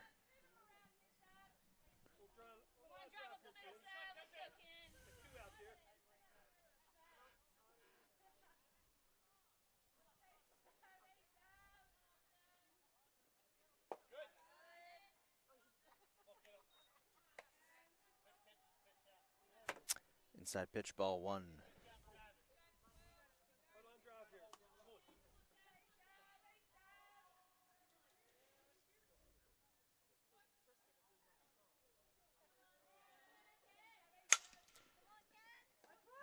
Ground ball. They'll go home first. Collision. Tagged him out. And then it'll be 2 away. Runners remain on second and third, however. A good play by Mackenzie Brooks. As here's Mackenzie Stotler, excuse me. It's probably the last time today we're going to be seeing that unique warm-up swing that I can't seem to get over the course of these 2 games.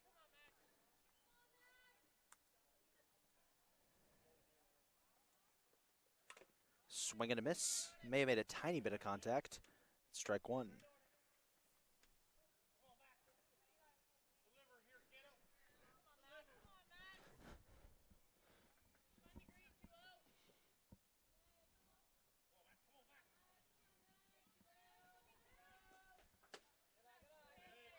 Inside pitch, ball 1.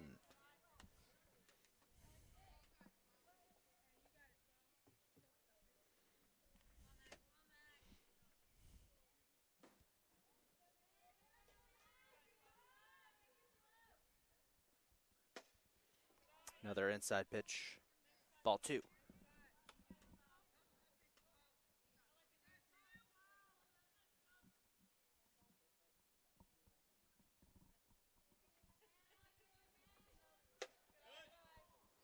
Three and 1.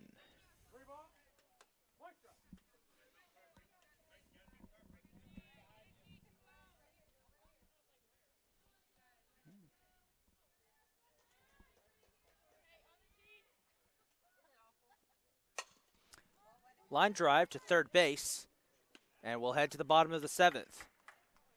Cardinals down 3-0. One last chance to get things done.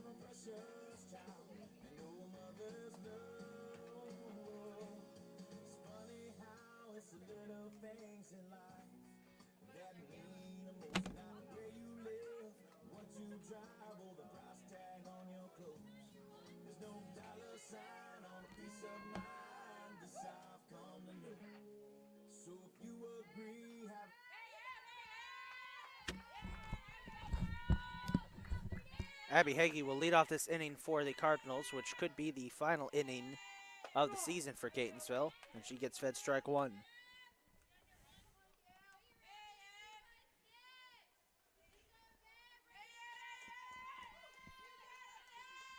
Oh, and 1 count. Inside pitch, ball 1.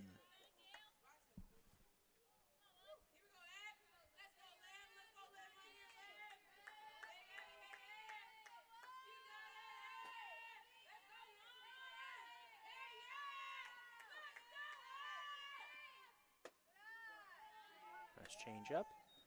2-1.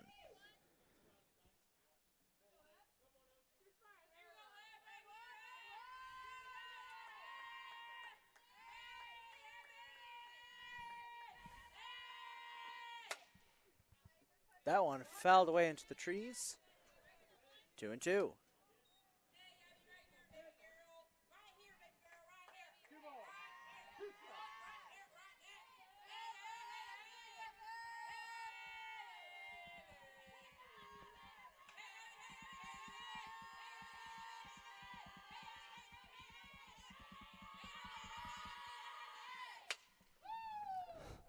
Fouled away.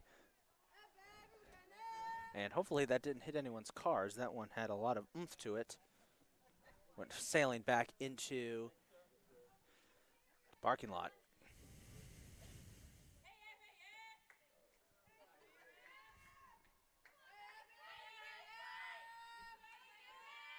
Two and two.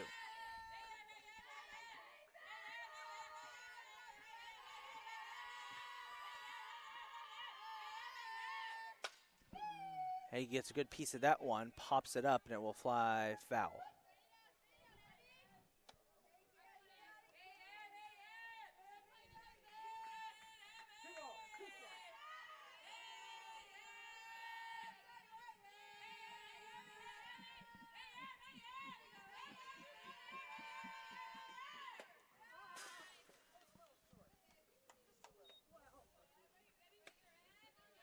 Another foul, remains a full count.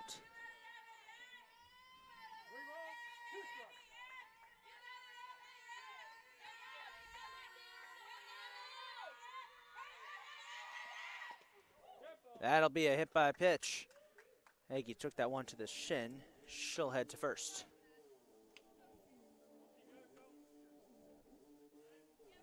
Cam Cropper up next.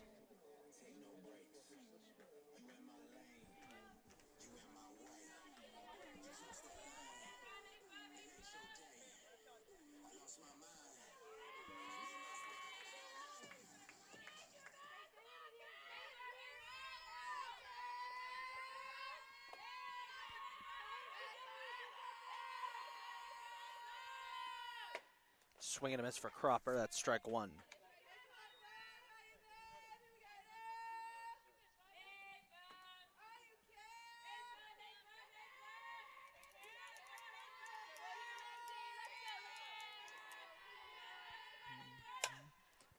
Popped up and is caught by Hayes. That'll be the first out.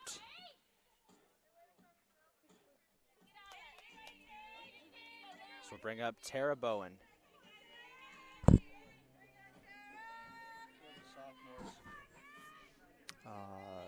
Voss, Aaron McGuire,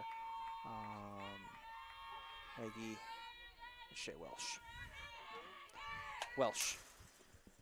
Foul ball, strike one.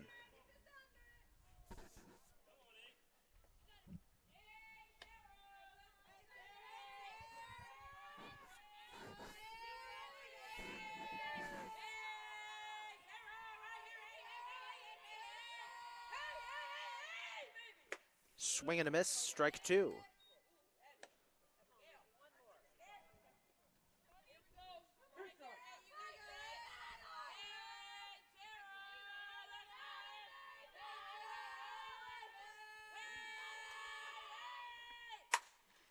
Bowen smacks that one into left center field. It's going to be off the wall.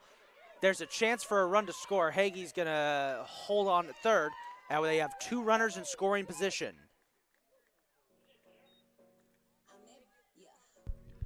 Tyron coming to the plate. Sorry, go ahead. Go ahead. Tyron coming to the plate. And that would be Shea Welsh.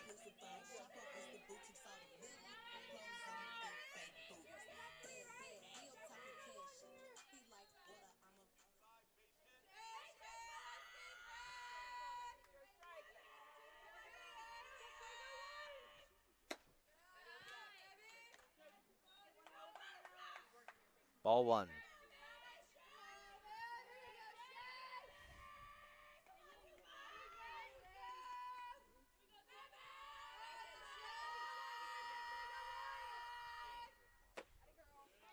Swung on and missed. That's going to be strike one.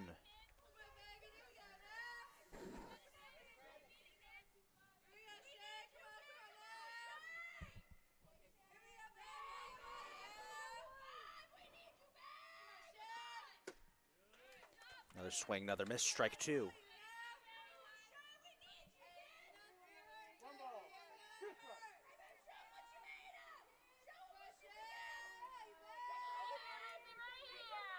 One and two count. Inside pitch ties us up at 2-2.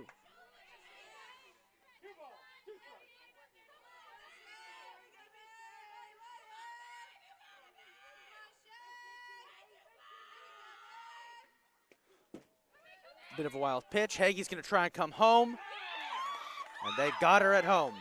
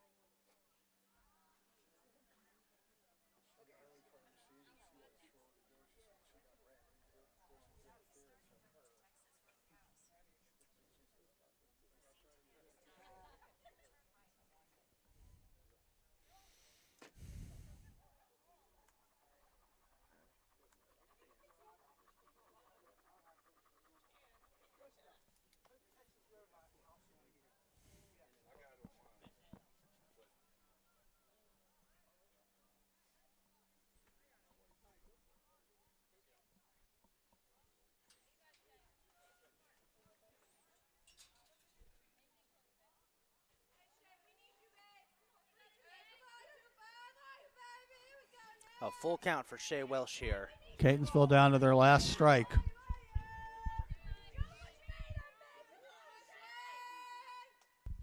Runner at third, 2 out.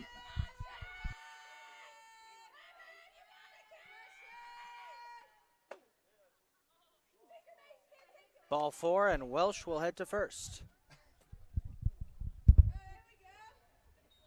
This will bring up Shania Glenn.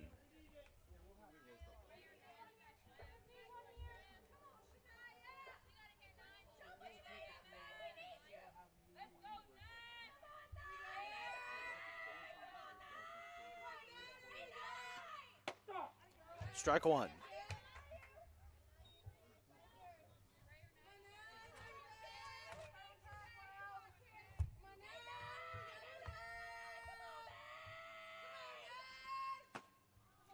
Wide pitch.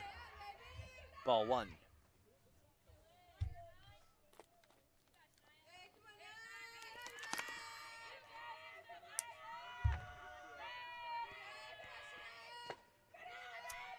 Another inside pitch, ball two.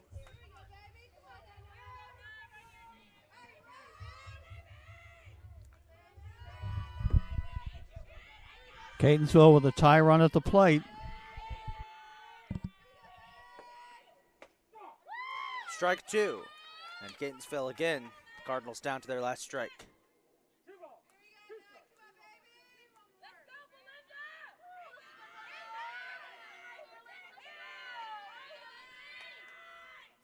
Swing and a miss, and that'll do it. Cardinals fall 3-0, and that will be the end of the 2022 season for Catonsville. Cardinals will finish with a final record of 7-19, 3-11 in conference play. Allegany will wrap up their season with an 11-18 record, 3-10 in conference play. Ladies and gentlemen, could you give a big round of applause to all of the Catonsville players who have played their final game of the season, and especially to our sophomores, Felicity Boss, Erin McKenzie, Abby Hagee, and Shea Welsh. Catonsville women's softball team.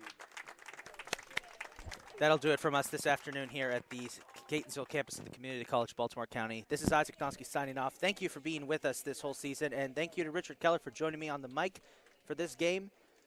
Until next season, folks, have a good evening.